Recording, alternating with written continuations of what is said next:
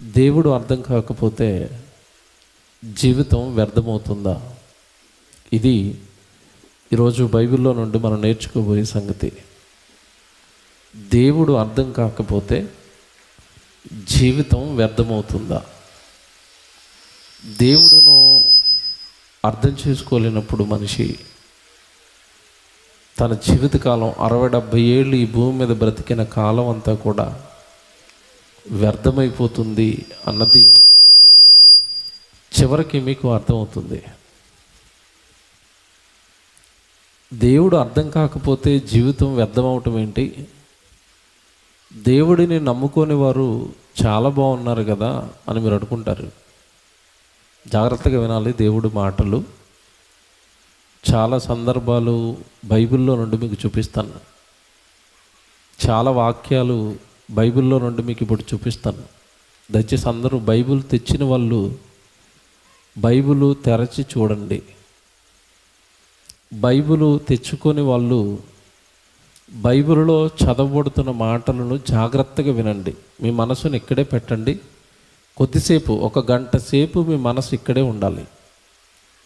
ఇంటి సంగతులు కానీ, మీ పిల్లల సంగతులు కానీ, బయట జరుగుతున్న కార్యక్రమాల సంగతులు కానీ అన్నిటినీ విడిచిపెట్టి 1 గంట సేపు నేనేం చెప్తున్నానో మనసారా ఆలకించండి.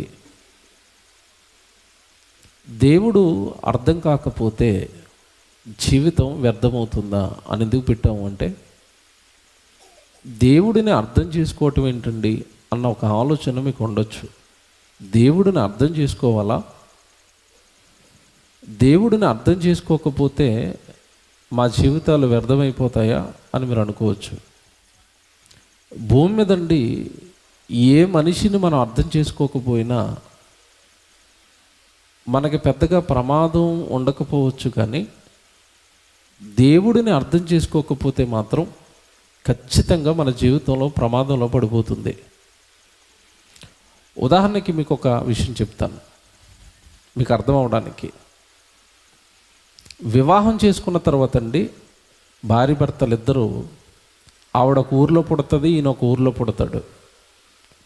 ఆవిడ ఒక కుటుంబంలో పుట్టింది, ఈయన ఒక కుటుంబంలో పుట్టాడు. వీళ్ళిద్దరికీ ఒక చోట చేర్చారు, భార్య భర్తల్ని చేశారు, కుటుంబం చేశారు. కుటుంబం చేసిన తర్వాత భార్య భర్త ఒకరిని ఒకరు అర్థం చేసుకోవడానికి కనీసం సంవత్సరం పడుతుందండి. మీకు తెలియదు కదా ఎంతకాలం పడుతుంది? ఖచ్చితంగా సంవత్సరం పడుతుంది. ఈలోపు చిన్న చిన్న ఫైటింగులు జరుగుతాయి ఇంట్లో, చిన్న చిన్న మినీ యుద్ధాలు అనొచ్చాయి, ప్రపంచ యుద్ధాలే జరుగుతూ ఉంటాయి ఇంట్లో. కానీ మంచోళ్ళు అయితే బయటికి రాని వాళ్ళు తలుపులు వేసుకొని లోపల చేస్తారు. కొంతమంది ఏంటంటే ఇక మరి ఎవరు చూసినా పర్వాలేదని తగ్గించేస్తే తలుపులు తీసేస్తారు.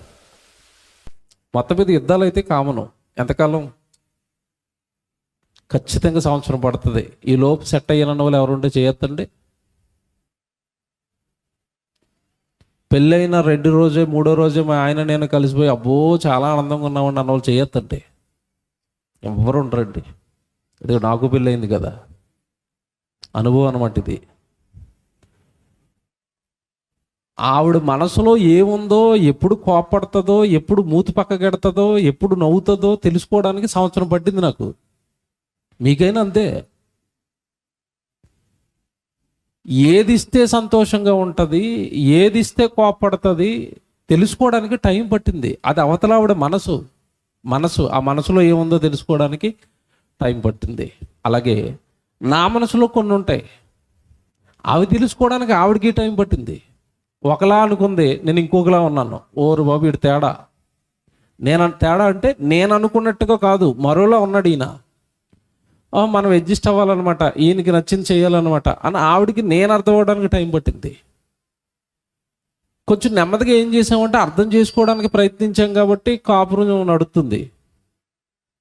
అర్థం చేసుకోకుండా నీ ఇష్టాలు నేనెందుకు పాటించాలి, నా ఇష్టాలు నువ్వెందుకు పాటించాలని రోజు గొడవడుకున్నాం అనుకోండి, అమ్మనాళ్ళు ఎంతకాలం తీరుస్తారు పంచాయతీలు? ఓ నెల తీరుస్తారు, 2 నెలలు తీస్తారు, 6 నెలలు తీరుస్తారు. మీ గొడవలకు ఒక నమస్కారం, విడిపోండి మీరు అంటారా అనరా? అంటారు. ఇది మీకు ఎందుకు చెప్పానంటే బాగా వినండి. పెళ్ళయి ఒకే ఇంట్లో ఉంటూ ఒకరినొకరు రోజు చూసుకుంటూ ఒకరితో ఒకరు రోజు మాట్లాడుకుంటూ ఒకే చోట నివసిస్తున్న భార్య భర్తలు ఇద్దరు ఒకరిని ఒకరు అర్థం చేసుకోవడానికి పట్టిన కాలం ఎంత? ఏమండి మేము బాగా మంచోళ్ళు అంటే కనీసం 6 నెలలు పడుతుందండి. ఇద్దరు బాగా మంచోళ్ళు అయితే, బాగా మెచ్యూర్డ్గా ఆలోచించే వాళ్ళు అయితే.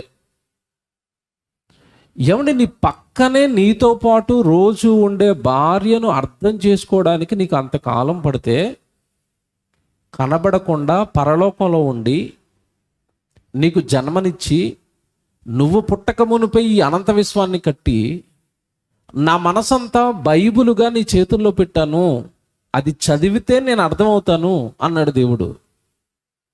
ఇప్పుడు ఆయన్ని అర్థం చేసుకోవటం వాక్యం ద్వారా ఎంత కష్టమో మీరు ఆలోచించాలి. ఈ రాత్రి దీని ఒక్కదాని మీద నిలబడతానండి. నిజంగా ప్రసంగం చాలా బాగుంటుంది. మీరు మనసు పెట్టి ఆలోచించండి, మనసు పెట్టి ఆలకించండి. పిల్లల్ని తిరగనివ్వకండి. వీళ్ళు వస్తే లోపల ఉండిపోవాలా, లేదంటే బయటికి గెంటేసేయండి. రానివ్వకండి, చర్చలో కూర్చోబెట్టండి, ఆ లోపల ఆడుకోమనండి. ఆ లోపల పిల్లల్ని తిరగనివ్వకండి. పెద్దవాళ్ళు ఎవరో ఒకరు చూడండి, వాళ్ళు అటు ఇటు తిరుగుతున్న ఆడుకుంటూ ఉంటే నేను చెప్పేది వినరు, వెళుతున్న వస్తున్న వాడిని చూస్తారు. పిల్లలు వస్తే ఇక్కడ కూర్చోవాలి, లేదంటే చర్చిలో గంటే చర్చిలో ఆడుకోమని చెప్పండి. చివరన్న వాళ్ళు చూడండి. కాన్సన్ట్రేషన్గా నేను ఎందుకంటేనండి ఇంత స్ట్రిక్ట్గా ఉన్నాను, నేను చెప్పే విషయం చాలా పెద్దది. మీకు అర్థం చేయించాలంటే నాకు చాలా కష్టం. మీరు స్టడీగా ఉండి వింటేనే తప్ప ఇవి అర్థం కావు. ఇది వేసిన టైటిల్ దేవుడిని అర్థం చేయించటం చాలా కష్టం. మీకు తెలియదు కదా, చాలామంది భార్య భర్తలు ఇప్పటికీ ఒక మాట అంటారు, కావాలితో అడగండి. మా ఆయన ఏంటోనండి పెళ్ళై 30 సంవత్సరాలు అయింది, ఇప్పటికీ అర్థం అవ్వలేదని అంటది ఆవిడ. లేరా ఇలాంటి వాళ్ళు? ఎంతకాలం అయిందట పెళ్ళయ్యి? 30 సంవత్సరాలు అయినా అర్థం అవ్వలేదట అంటే అలా ఉన్నాడు. మరి ఆయన నీ పక్కన ఉన్న భర్త అర్థం కావడానికే నీకు 30 సంవత్సరాలు పడితే పరలోకంలో ఉన్న దేవుడు నీకేం అర్థం అయ్యాడు? ఈరోజు చెప్తానండి, ఇంతకాలం మీరు దేవుడి గురించి విన్నది వేరు, ఈరోజు మీరు వినబోతున్నది వేరు. ఖచ్చితంగా చెప్తున్నాను నేను. అందుకే కాన్సన్ట్రేషన్గా వాక్యం మీదే మనసు పెట్టి వింటేనే తప్ప అర్థమవుతుంది. Very good. దేవుడు పరలోకంలో ఉన్నాడు, మనుషులు తన పిల్లలు భూమి మీద ఉన్నారు. భార్య భర్తలు అయితే రోజు మాట్లాడుకుంటారు, ఒకరినొకరు అర్థం చేసుకుంటారు. మరి నేను ఎలా అర్థం అవ్వాలి పిల్లలకి అని దేవుడు సుమారు 1600 సంవత్సరాలు తన మనసులో ఉన్నవన్నీ కూడా వాక్యంగా రాయించాడు. అదే మీ చేతుల్లో ఉన్న బైబిల్. అంటే తన మనసు పిల్లలకి అర్థమయ్యేటట్టుగా చెప్పటానికి దేవుడికి పట్టిన కాలం ఎంత చెప్పండి? ఇప్పుడు 1600 సంవత్సరాలు రాయించాడు. పాత నిబంధన అని ఉంటుంది, అది రాయడానికి ఆయనకి పట్టిన కాలం 1500 సంవత్సరాలు. కొత్త నిబంధన రాయడానికి పట్టిన కాలం 100 సంవత్సరాలు. ఏమంటే బైబిల్లో పాత నిబంధనలో ఉన్న 39 పుస్తకాలు, కొత్త నిబంధనలో ఉన్న 27 పుస్తకాలు, మొత్తం 66 పుస్తకాలలో ఆయన మనసంతా ఉంటే, ఆయన మనసంతా మనకి చెప్పటానికి ఆయనకి పట్టిన కాలం, రాయించడానికి పట్టిన కాలం ఎంత చెప్పండి? ఇప్పుడు 1600 సంవత్సరాలు. ఇది నా మనసు అని మనుషులతో ఎవరైనా మాట్లాడగలరండి? దేవుడు మాట్లాడుతాడు. ప్రసంగం బాగా వినాలి మీరు, చాలా బాగుంటుంది. ఇంత కష్టపడి 1600 సంవత్సరాలు నా మనసిది అని బైబిలును రాయించి తన పిల్లలైన మనుషుల చేతుల్లో బైబిల్ పెడితే, ఈరోజు బైబిల్ విప్పి ప్రతిరోజు బైబిల్లో ఏముందో చదువుకునే వాళ్ళు ఎవరున్నారు చెప్పండి? ఎవరైనా ఉన్నారా? ఎవ్వరూ లేరండి, తక్కువ. అక్కడక్కడ ఉంటారు భక్తులు, రోజు బైబిల్ చదువుకునే వాళ్ళు. ఈ ఎప్పుడు బైబిల్ చదవని వాళ్ళ పరిస్థితి ఎలా ఉంటుందంటే, పాస్టర్ గారు ఏదైనా తప్పు చెప్పాడు అనుకోండి, తప్పు చెప్తున్నాడో తెలీదు, రైట్ చెప్తున్నాడో తెలీదు. పక్కోడు ఏదైనా తప్పు చెప్పాడు అనుకోండి దేవుడి గురించి, అతను తప్పు చెప్తున్నాడో తెలీదు, రైట్ చెప్తున్నాడో తెలీదు. వీళ్ళకి ఏమీ తెలియదండి. మీరు ఇలా ఎందుకు చేస్తున్నారండి అంటే ఏమంటారంటే, మా పాస్టర్ గారు ఇలా చెప్పారండి, అగో పక్క ఆయన ఇలా చెప్పాడండి.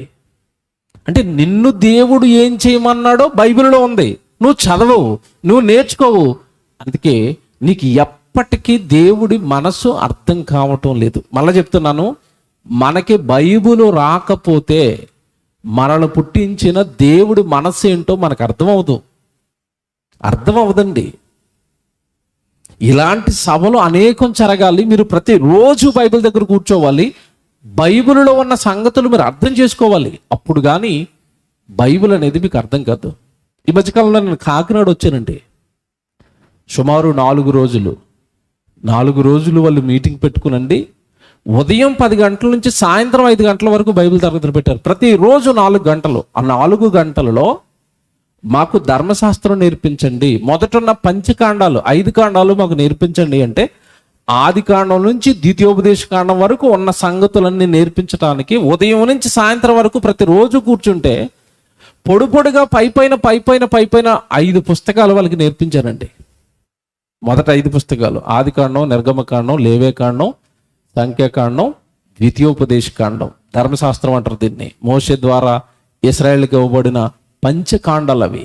చాలామందికి అవి అర్థం అవుతావు. అక్కడ బలులు ఉంటాయి, సున్నత ఉంటుంది, దశభాగాలు ఉంటాయి, ఆశ్రయపురాలు ఉంటాయి. ఏమంటే అక్కడ ఉన్న భాషలో ఆ పదాల వెనకాల ఉన్న అర్థాలు ఏంటో కూడా తెలీదు. అక్కడ మన్నా ఉంటుంది, అది ఎందుకు కురిసిందో తెలీదు. కంటికి గన్ను పంటుకు పన్ను అన్న శిక్ష ఉంటుంది, అది ఎందుకు వేశాడో తెలీదు. ఇవన్నీ వివరంగా వాళ్ళకి చెప్పడానికండి ఉదయం 10 గంటల నుంచి సాయంత్రం 5 గంటలకు కూర్చుంటే 4 రోజులు కూర్చుంటేనండి పొడిగా పైపైన 5 పుస్తకాలు నేర్పించానండి. ఇప్పుడు బైబిలు 66 పుస్తకాలు నేర్చుకోవాలి అంటే, దేవుడి సంగతులన్నీ మనకు అర్థం అవ్వాలి అంటే ఎంత కష్టమో మీరు ఆలోచించండి. రాత్రి బైబిల్ కనుక మనకు రాలేదా, బైబిల్లో ఉన్న వాక్యాలు కనుక మనం అర్థం అవ్వలేదా, దేవుడు మన గురించి ఏమనుకుంటున్నాడో మనకి తెలియదు. అందుకే బైబిల్ నేర్చుకోవాలి, బైబిల్ ప్రతిరోజు చదవాలి. దేవుడి మనసు నీకు అర్థమయ్యే ఏకైక మార్గం బైబిలే.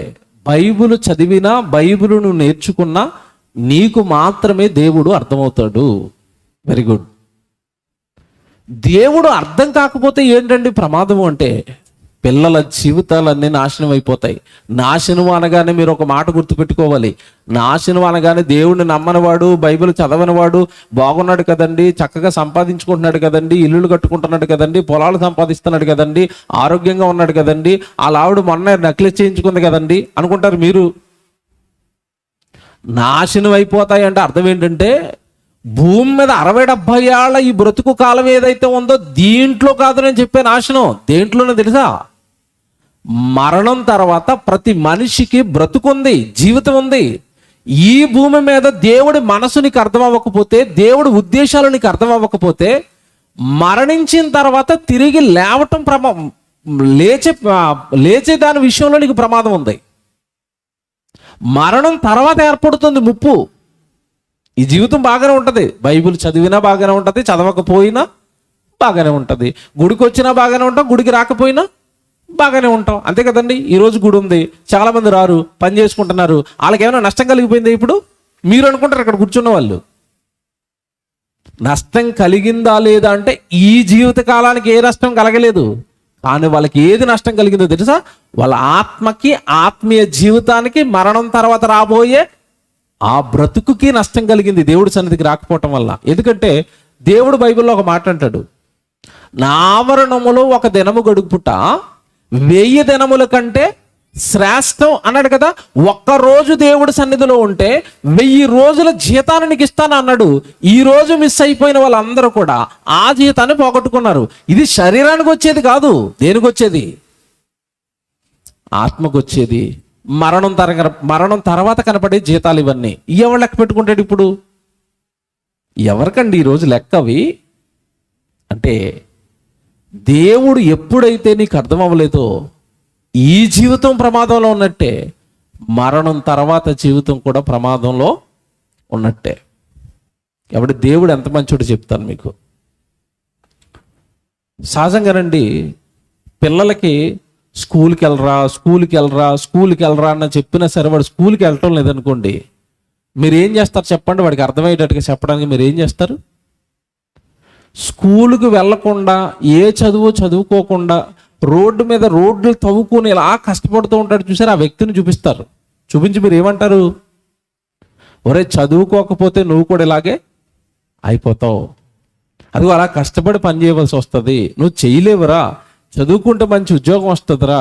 నువ్వు ఎలాగైతే కళ్ళ ముందు జరుగుతున్న దాన్ని ఒకటి చూపించి మన పిల్లలకి బుద్ధి చెప్తామో, పరలోకంలో ఉన్న దేవుడు కూడా ఈ జీవితం లేదా ఈ జీవితం యొక్క దేవుని ఉద్దేశం మనకు అర్థం అవడానికి దేవుడు మన కళ్ళ ముందున్న ఒక దానిని పట్టుకొచ్చి, ఇదిగో ఇది నీకు అర్థమైతే నీ జీవితం వెనకాల నాకున్న సంకల్పం, నీ జీవితం వెనకాల నాకున్న ఏమంటారు దాన్ని, ఆశ, నీ జీవితం పైన నేను ఎంత ఆశ పెట్టుకున్నానో, ఇదిగో ఈ సంగతి చూడు, దీనిని బట్టైనా నీకు అర్థమవుతుందేమో అన్నట్టు.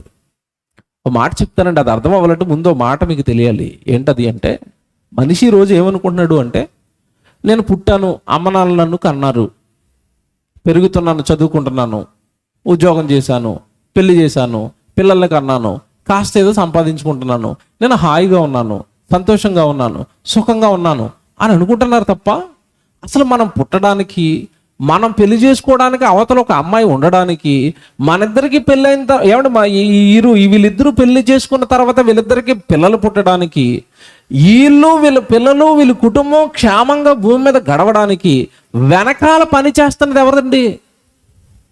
ఎవరు పని చేస్తున్నారు? ఇది బైబిల్లో ఇప్పుడు చదవాలి మీరు. యోహాను సువార్త 5వ అధ్యాయము 16వ వచనం చూడండి బైబిల్లో.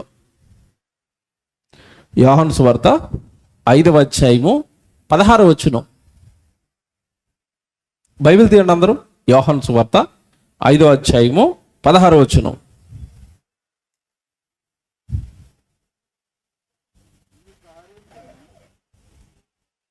యోహాను సువార్త 5వ అధ్యాయము 17వ వచనం చదువుదాం డైరెక్ట్. 17వ వచనం. అయితే యేసు నా తండ్రి అనగా పరలోకంలో ఉన్న దేవుడు, నా తండ్రి ఇది వరకు పని చేయుచున్నాడు, అండర్లైన్ చేయండి.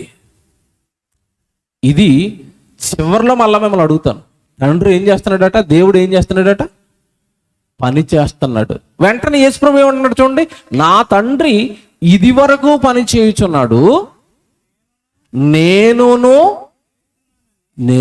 చేస్తున్నాను. ఏం చేస్తున్నారు ఇంతకీ? తండ్రి యేసుప్రభు ఏం చేస్తున్నారట? పని చేస్తున్నారట. ఏమండి, ఇప్పటి వరకు ఎవరైనా దేవుడు పని చేస్తాడు అని మీతో చెప్పారా? మీతో చెప్పడం అంటే బయట ఉన్న వాళ్ళ గురించి అడుగుతున్నాను. మీరు బైబిల్ పట్టుకున్నారు కనుక, బైబిల్ చదువుతున్నారు కనుక, ఇక్కడ సత్యవాక్యం వింటున్నారు కనుక మీకు తెలిసి ఉండొచ్చేమో. బయట ఎవరి దగ్గరికైనా వెళ్ళి దేవుడు అని ఆయన ఏం చేస్తాడు అని మీరు అడగండి, ఏం చెప్తారు వాళ్ళు? ఏం చేస్తాడంటే స్వర్గంలో చేతులు ఎలా పెట్టుకుని కూర్చుంటాడట. దేనికి? ఆశీర్వదించడానికట. అంటే దేవుడు అని ఆయన ఇలా చేతులు చాచట, ఎవరు ప్రార్థనలు చేస్తే వాళ్ళకి ఆశీర్వాదాలు ఇచ్చుకుంటూ ఉంటాడట. ఇదా నువ్వు ఇంతకాలం నీకు అర్థమైంది దేవుడి విషయంలో? అందుకే టైటిల్ వేసాం, దేవుడు నీకు అర్థం కాకపోతే నీ జీవితం ఏమైపోద్ది? వ్యర్థం. నీకు దేవుడు గురించి ఇంతకాలం ఏం చెప్పారంటే, దేవుడు ఆయన పరలోకంలో దూతల మధ్య క్షేమంగా ఉంటాడు, నీకు కావలసినవన్నీ ఆయన అడుగు. ఇదేనా ఇంతకాలం మనకు చెప్పారు? కానీ యేసుప్రభు అంటున్నాడు, నా తండ్రి పరలోకంలో ఉన్నాడని, క్షేమంగా ఉన్నాడని మీరు అనుకుంటున్నారు, కానీ ఆయన ఏం చేస్తున్నాడట? నా తండ్రి ఇది వరకు పని చేయుచున్నాడు, నేను కూడా ఏం చేస్తున్నాను? పని చేస్తున్నాను. పరిశుద్ధాత్మ దేవుడు ఏం చేస్తాడు? పని చేస్తాడు. దేవదూతలు ఏం చేస్తాయి? పని చేస్తాయి. మన చుట్టూ ఉన్న ఈ ప్రకృతి ఏం చేస్తుంది? పని చేస్తుంది. మనం ఏం చేస్తాం? తినేసి పడుకుంటాం. కరెక్టేనా కాదా? మనిషికి డిగ్రీలు ఇచ్చారండి, TTT అట. మనిషికి పెద్ద డిగ్రీ ఏటట? TTT. అంటే అర్థం ఏంటో తెలుసా? తిన్నామా, తెల్లారిందా, తిన్నామా, నెక్స్ట్ తిరిగామా. అయ్యో బలి చెప్పారండి, నాకు రావట్లేదు నోటికి, అది నాకు రాదు, లోకంలో వాళ్ళు చెప్పినవి కదా ఇవి. తిన్నామా, తిరిగామా, తెల్లారిందా, అంతే. తినేసాం, తిరిగాం, మళ్ళీ ఏమొచ్చేసింది? తెల్లారిపోయింది. మళ్ళా తినాలి, మళ్ళా తిరగాలి. ఇందుకే నువ్వు పుట్టింది. ఆయనేమో నిన్ను బ్రతికించడానికి పని చేస్తాడు. జాగ్రత్తగా వినండి, దేవుడి గురించి చెప్తున్నాను ఇప్పుడు. దేవుడు పని చెయ్యకపోతే నువ్వు భూమి మీద బ్రతకవు. కుటుంబంలో యజమాని పని చేయట్లేదు అనుకోండి, ఆ కుటుంబం ఏమైపోతుంది చెప్పండి? తినడానికి తిండి ఉంటుందా? కట్టుకోవడానికి బట్టలు ఉంటాయా? ఏదైనా హాస్పిటల్లో చూపించుకోవడానికి, ఏదైనా రోగం వస్తే చూపించుకోవడానికి డబ్బులు ఉంటాయా? ఉండవు. కారణం ఏంటి?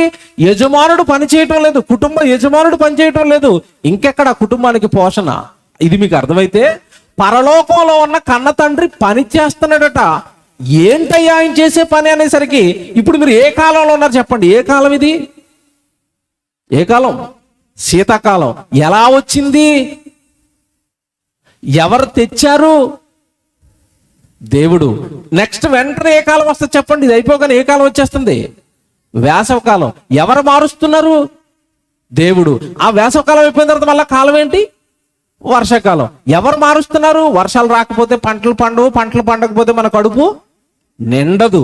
అంటే కాలాలు మారుస్తూ, జాగ్రత్తగా వినండి, కాలాలు మారుస్తూ, సూర్యుడిని మండిస్తూ, భూమిని త్రిప్పుతూ, సాయంత్రం అయ్యేసరికి ఇంకో చందమామ నక్షత్రాలను రప్పిస్తూ, కాలాలు మార్చేస్తూ, నువ్వు అరబస్తా ధాన్యం నీ పొలంలో ఆకుమడిగా వేస్తే ఆ అరబస్తా నువ్వు నాటిన తర్వాత దాన్ని 40 బస్తాలు చేస్తూ నీ కడుపు నింపుతూ, తండ్రి అయిన దేవుడు నీ కోసం ఏం చేస్తున్నాడు?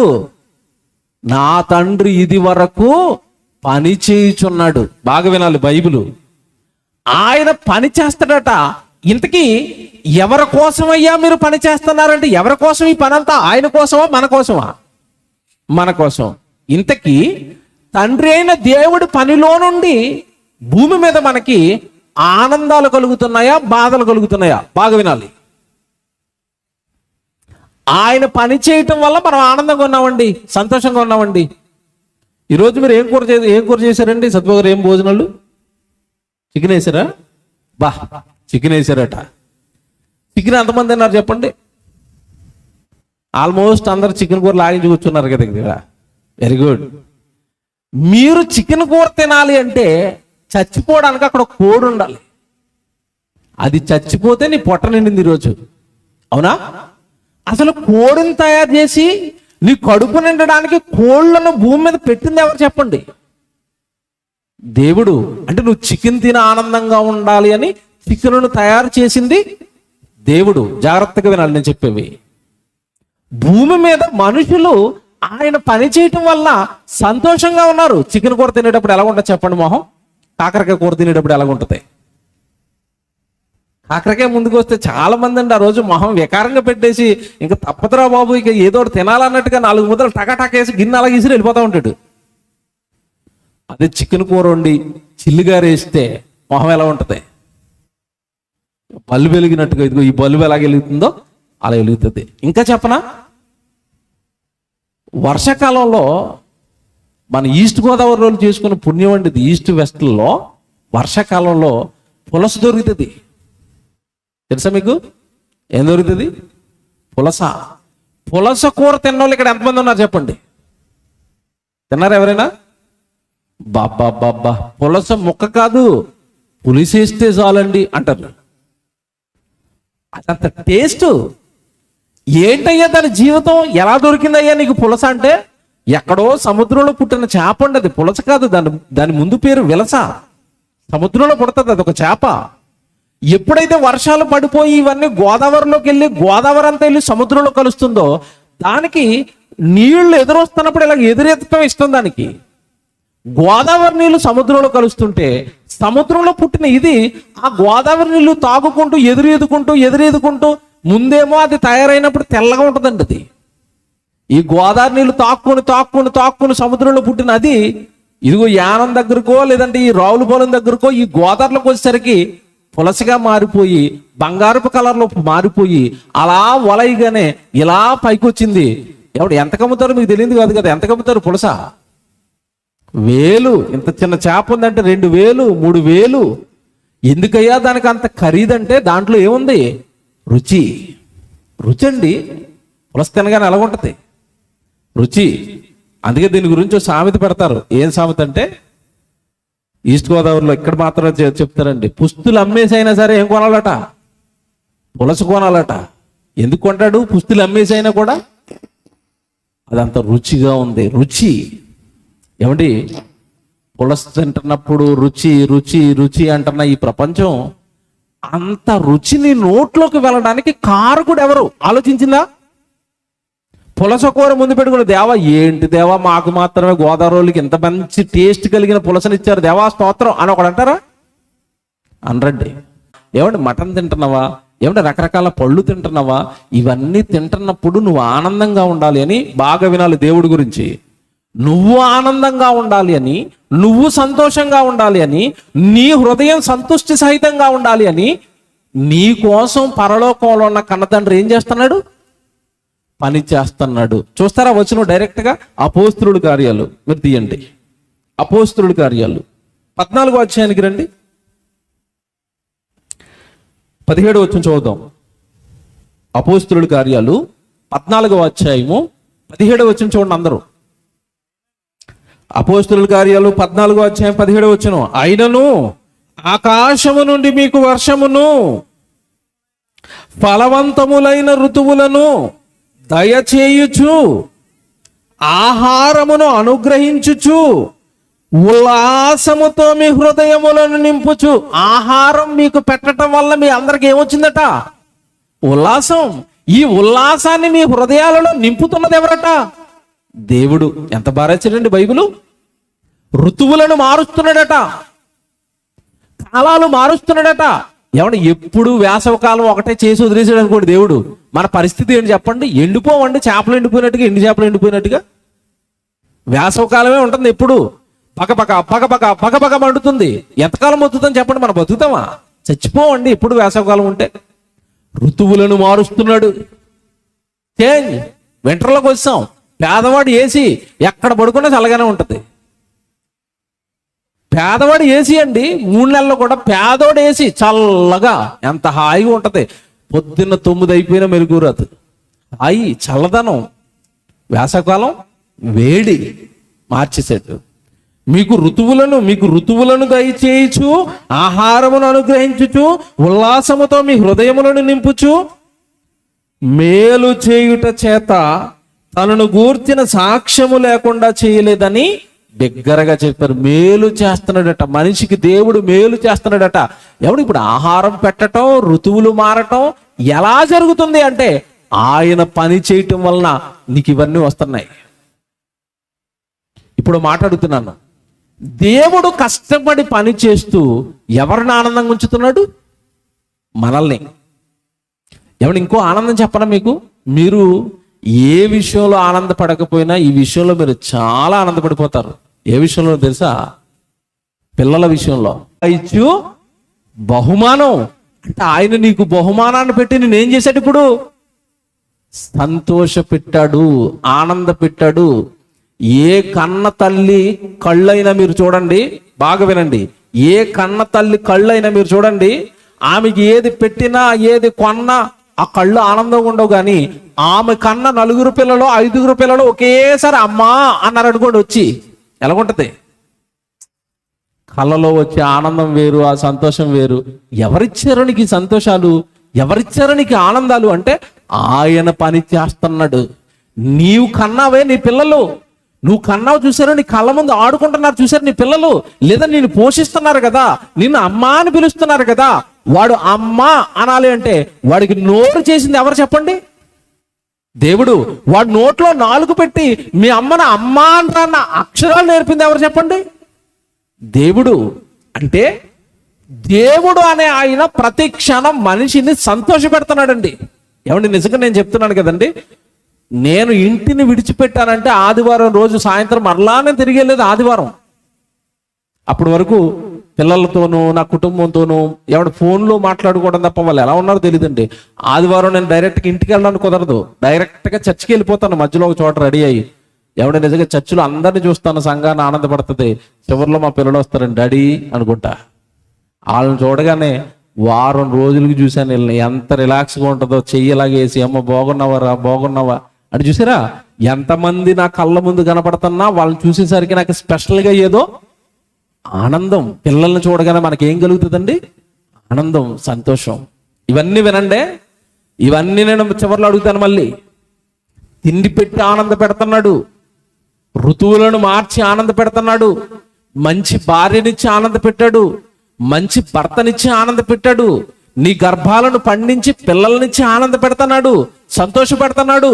దేవుడు అనే ఆయన ఈ ఆనందాలు, ఈ సంతోషాలు నీకు ఇవ్వడం కోసం పని చేస్తున్నాడు. మళ్ళా చెప్తున్నాడు పదే పదే, ఈ ఆనందాలు నీకు ఇవ్వడం కోసం దేవుడు అనే ఆయన ఏం చేస్తున్నాడు?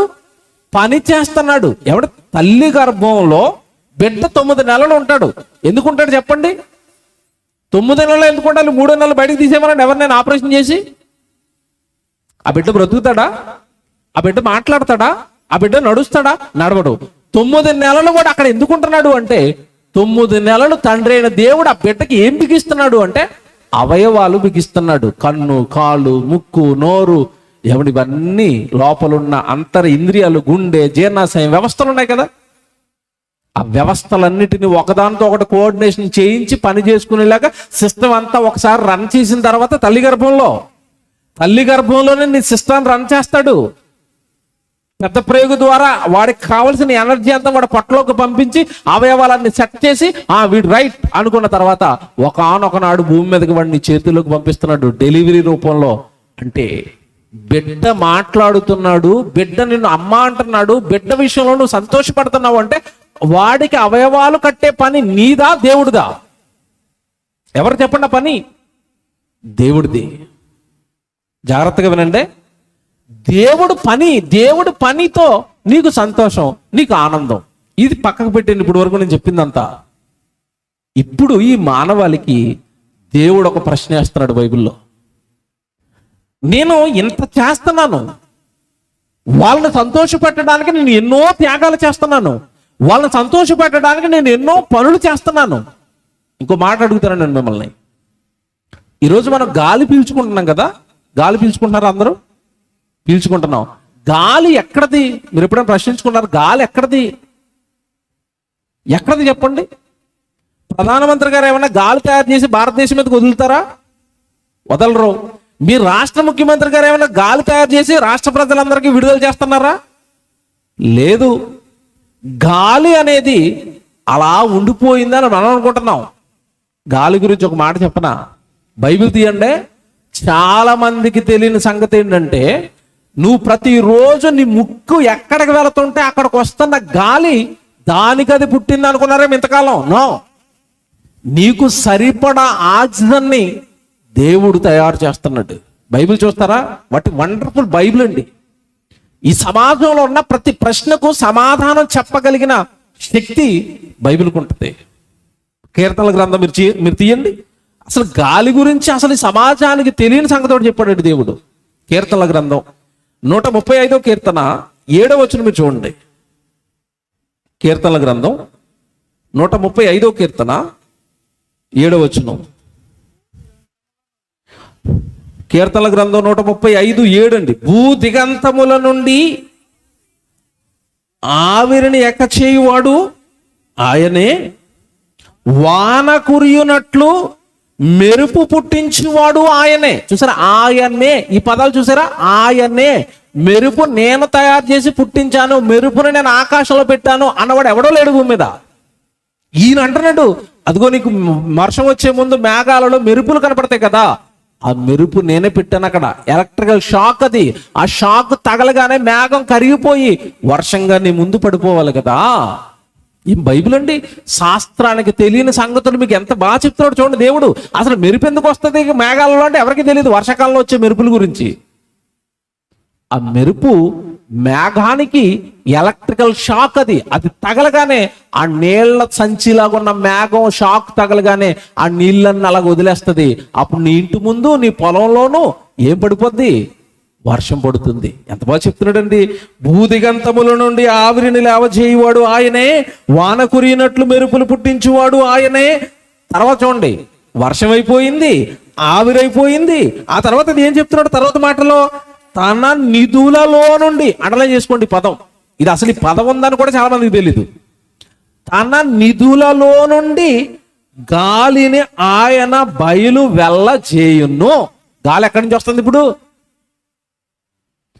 ఆయన తన నిధులలో నుండి. ఆయన దగ్గర ఒక నిధి ఉంది.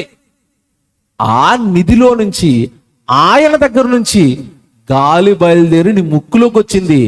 ఆయన గాలి పంపించటం వలన నువ్వు బ్రతుకుతున్నావు. ఎవరికి తెలిసింది? మీకు మాట అడగనా? దేవుడు కార్యాలు ఎంత గొప్పగా ఉంటావో చెప్తాను. గాలి మనం దేంతో పీల్చుకుంటాం చెప్పండి? ముక్కుతో పీల్చుకుంటాం కదా. వినండి జాగ్రత్తగా. ముక్కుతో పీల్చుకునే గాలున్న చోటకి నీ ముక్కు వెళ్తుందా? నీ ముక్కున్న చోటకే గాలి వస్తుందా? మరలా అడుగుతున్నాను. గాలున్న చోటకి నీ ముక్కు అట్టుకెళ్ళి పెడుతున్నావా? నీ ముక్కున్న చోటకే గాలి వస్తుందా? పొలంలో పని చేసుకుంటున్నారండి, పొలంలో గాలుందా? ఉంది. బస్సు ఎక్కారు హైదరాబాద్ వెళ్ళిపోవడానికి, బస్సులో గాలుందా? ఉంది. ఇంట్లో పడుకొని శీతాకాలం దుప్పటి కప్పేసుకున్నారు, లోపలికి వచ్చిందా? రాకపోతే తెల్లవారు లేవం కదా, ఫోటోకి దండే. అంటే గాలికి ఏం చెప్పాడంటే దేవుడు, మా ఓడు ఎక్కడికి వెళ్తే ఆడు ముక్కులకు నువ్వు వెళ్ళిపోవాలి అని చెప్పాడు. అందుకే నువ్వు నీ ముక్కు ఎక్కడికి వెళ్తుంటే అక్కడికి నెతుక్కుంటే ఏమొస్తుంది? గాలి వస్తుంది. అప్పుడప్పుడు చూడండి, అనారోగ్యం పాలైపోయాడు, గాలి స్వతహాగా పీల్చుకోలేకపోతున్నాడు, హాస్పిటల్లో పెడతారు. హాస్పిటల్ పెట్టినప్పుడు, ఐసీలో పెట్టినప్పుడు వీడు స్వతహాగా గాలి పీల్చుకోలేకపోతున్నాడని ముక్కుగా ఆక్సిజన్ పెడతారు, తెలుసు కదా ఇలాగా. అంటే వాడు స్వతహాగా పీల్చుకోలేకపోతున్నాడు, మిషన్ పంపిస్తుంది.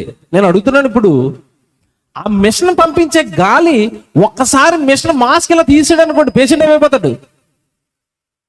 చచ్చిపోతాడు. ఎవడు మాస్క్ పెట్టిన తర్వాత ఈ పేషెంట్ని ఎక్కడికైనా తీసుకెళ్ళాలంటే ఎంత ఇబ్బంది అండి. ఎక్స్రేకి తీసుకెళ్ళాలనుకోండి, పేషెంట్ని బెడ్ మీద పెట్టాలి, ఆక్సిజన్ సిలిండర్ ఒకటి అట్టుకోవాలి, ఈ ముక్కు దూడిపోకుండా ఇంకొకటి మళ్ళీ ముక్కు దగ్గర చేయాలి, ఇలా తీసుకుని వెళ్ళాలి బండి మీద. దేవుడు మనకేమైనా అలా కష్టంగా పెట్టాడా? ముక్కుకి మొత్తం ఈ ప్రకృతి అంతా గాలి నింపేసి కొడుకు ఎక్కడికి వెళ్తే అక్కడ ముక్కులో దూరిపో అన్నాడు. అదే ఇప్పుడు చదువుకున్న మాట. తన ధనాధారములో నుండి భూమి మీదకి ఆయన ఏం పంపిస్తున్నాడట? గాలిని పంపిస్తున్నాడు, నీళ్లను పంపిస్తున్నాడు, ఋతువులను పంపిస్తున్నాడు, ఆహారం తయారు చేస్తున్నాడు, పిల్లల్ని ఇస్తున్నాడు. ఇదంతా కూడా మనల్ని సంతోష పెట్టడానికి పరలోకంలో ఉన్న మన కన్నతండ్రి చేస్తున్న పని. మళ్ళా చెప్తున్నాను, మనల్ని సంతోష పెట్టడానికి దేవుడు చేస్తున్న పని. That's it. ఇప్పుడు బైబిల్లోకి వెళ్దాం. బైబిల్కి వెళ్ళి అంటున్నాడు, ఎంత పని చేస్తున్నా నేను, నా పిల్లలకి నేను అర్థం అవ్వలేదు, నా కష్టం అర్థం అవ్వలేదు, వాళ్ళ కోసం నేను చేస్తున్న త్యాగాలు అర్థం అవ్వలేదు, వాళ్ళకి నేనంటే వాళ్ళంటే నాకు ఎంత ఇష్టమో క్రియల రూపకంలో పిల్లలకి చెబుతున్నా వాళ్ళు నన్ను అర్థం చేసుకోవటం లేదు అని బాధపడుతున్నాడండి సందర్భం. ఇప్పుడు నేను చూపించబోయే సందర్భంలో పిల్లలు నన్ను అర్థం చేసుకోవటం లేదని బాధపడుతున్నాడు. ఇర్మియా గ్రంథం బైబిల్ తీయండి, బాటిల్. ఇర్మియా గ్రంథం 2వ అధ్యాయము 31వ వచనం చూద్దాం. చూడండి, ఇర్మియా గ్రంథం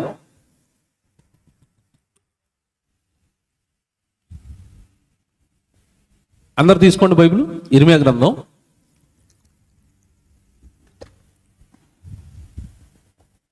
2వ అధ్యాయము 31 తీసారా? జాగ్రత్త చదవండి. ఇర్మియా గ్రంథం 2వ అధ్యాయం 31. ఈ తరం వారులారా, యెహోవా సెలవిచ్చు మాట లక్ష్య పెట్టండి. దేవుడు మాటలు లక్ష్యం చేయాలండి, లక్ష్య పెట్టాలి. మీరు మనుషులు చెప్పిన మాటలు మర్చిపోయినా పర్వాలేదు. రాజకీయ నాయకులు ఇప్పుడు మేనిఫెస్టోలు పట్టుకుని వస్తారు, మేము వచ్చేస్తాం ఇచ్చేస్తాం అని. అవి మర్చిపోయినా పర్వాలేదు, పెద్ద ప్రమాదం ఏమి లేదు. వాళ్ళు మేనిఫెస్టోలు ఇవ్వడం తప్ప చేసేది ఏముండదు. మనం ఇవన్నీ గుర్తుపెట్టుకుంటాం. అసలు గుర్తుపెట్టుకోనిది ఏంటో తెలుసండి? దేవుడు వాక్యం. అందుకే ఇప్పుడు అంటున్నాడు, యెహోవా మాట మీరు లక్ష్య పెట్టండి.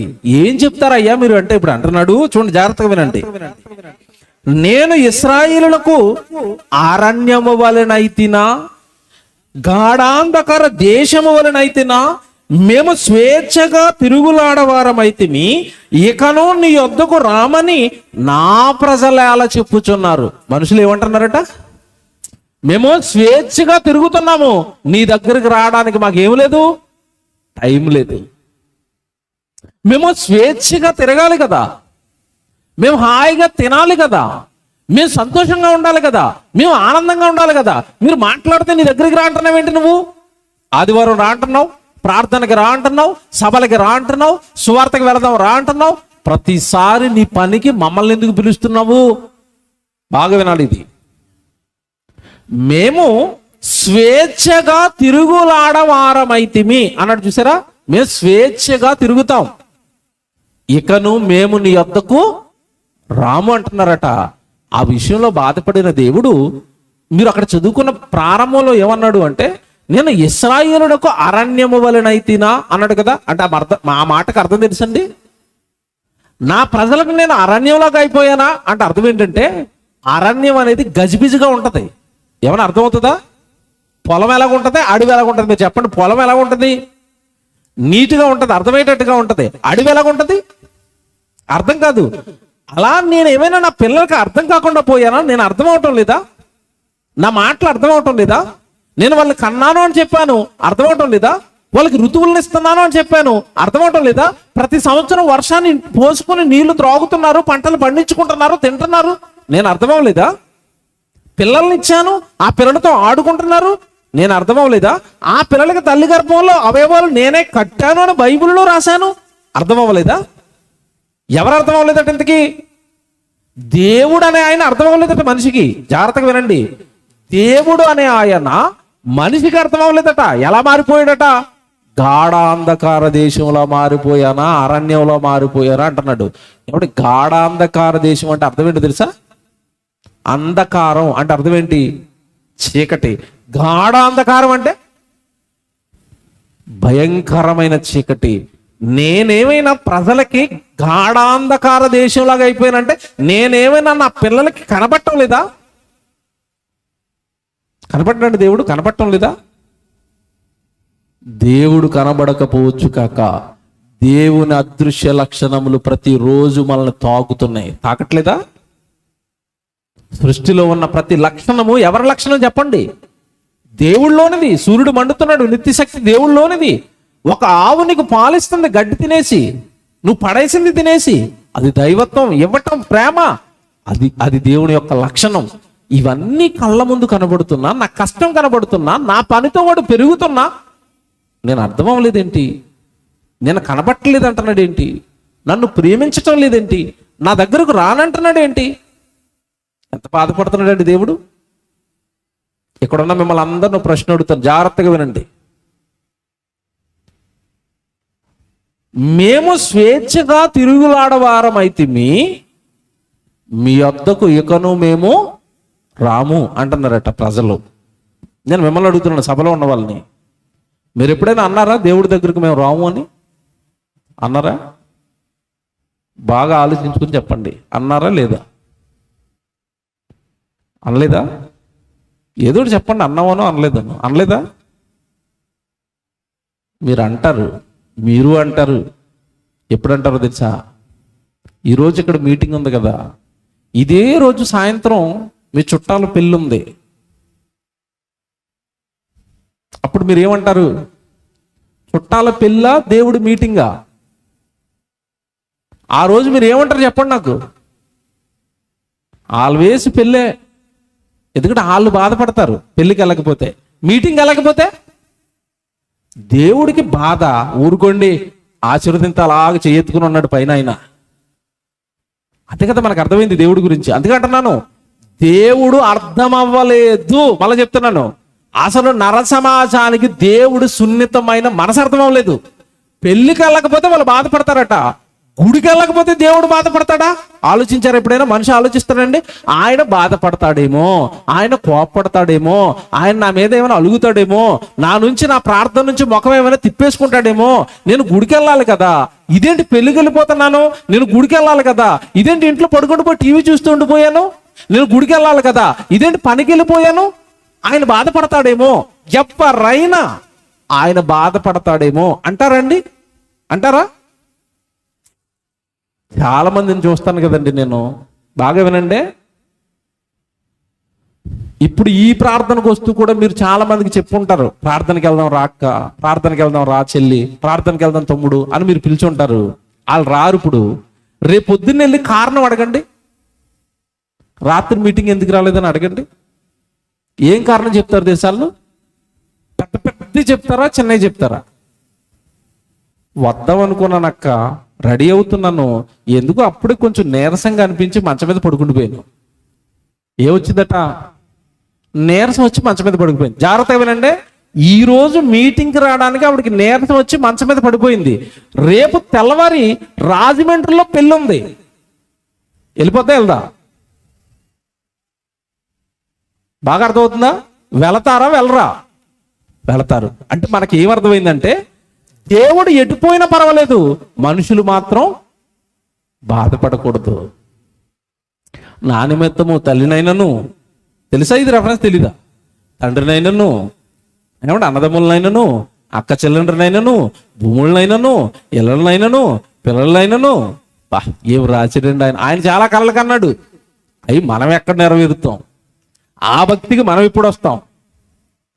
నా నిమిత్తము ఎవరైనా అడ్డొస్తుంటే విడిచిపెట్టి నా వెనకాల వచ్చేయండి, పరలోకం వెళ్ళిపోదాం అన్నాడు. ఎవరికి అర్థమయ్యాడండి దేవుడు? ఎవరికి అర్థమవుడండి. ఇప్పుడు బాగా వినాలి. నా దగ్గరకు రావడానికి ప్రజలు మేము రామంటున్నారట, మాకు పనులు ఉన్నాయంటున్నారట, నేను బిజీగా ఉన్నాను అంటున్నారట. నేను చాలా లోక సంబంధంగా మనుషులను సంతోషపెట్టే పనులు, నన్ను సంతోషపెట్టుకునే పనులు, నా భార్యను సంతోషపెట్టుకునే పనులు, నా పిల్లల్ని సంతోషపెట్టుకునే పనులు, నా బంధువులను సంతోషపెట్టుకునే పనులు, నా చుట్టూ ఉన్న గ్రామస్తులను సంతోషపెట్టుకునే పనులు ఉన్నాను నేను.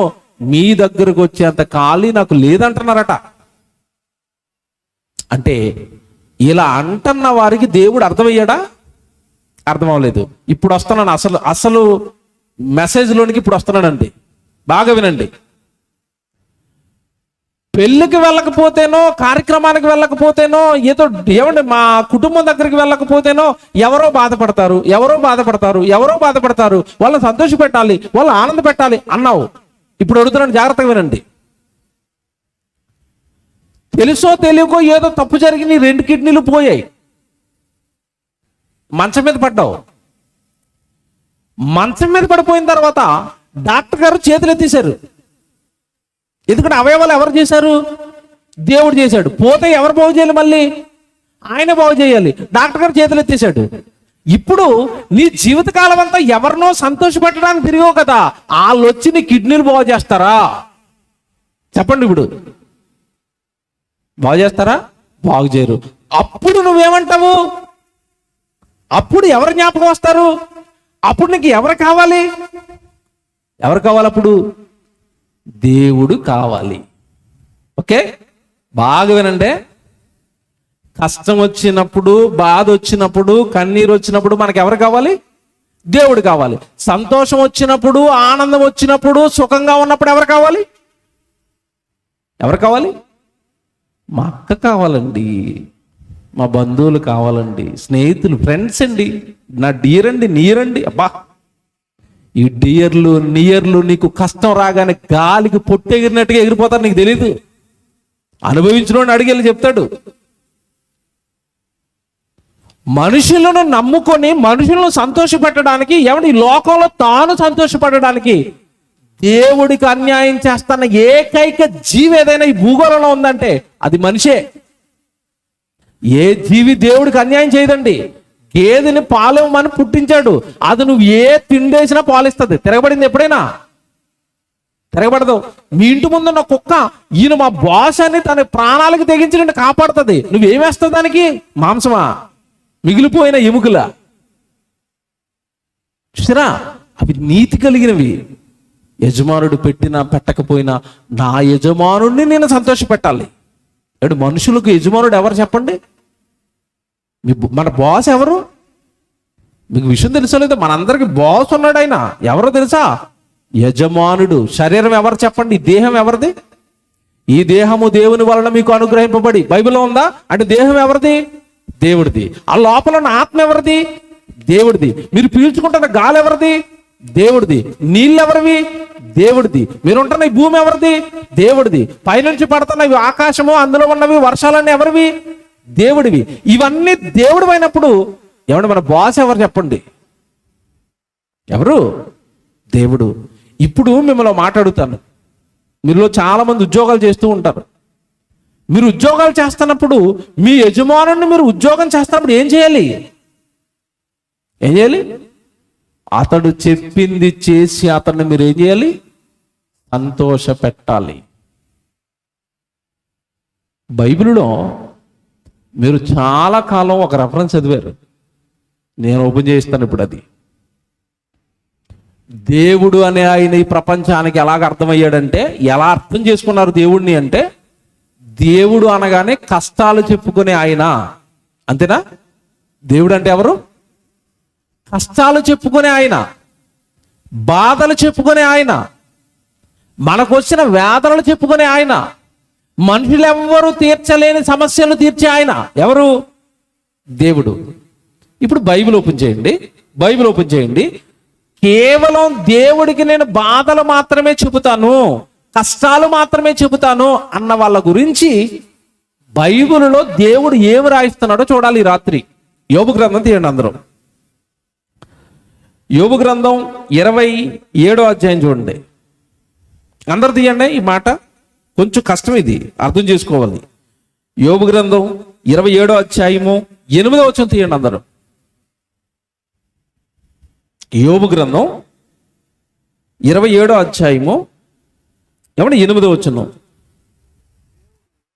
దేవుడు వానిని కొట్టివేయినప్పుడు, వాని ప్రాణము తీసివేయినప్పుడు భక్తిహీనునికి ఆధారమేది అన్నాడు. ఒకవేళ దేవుడు భూమి మీద ఏ వ్యక్తినైనా కొట్టివేయాలి అని డిసైడ్ అయినప్పుడు అసలు వాడిని బ్రతికించే శక్తి లేదు భూమి మీద.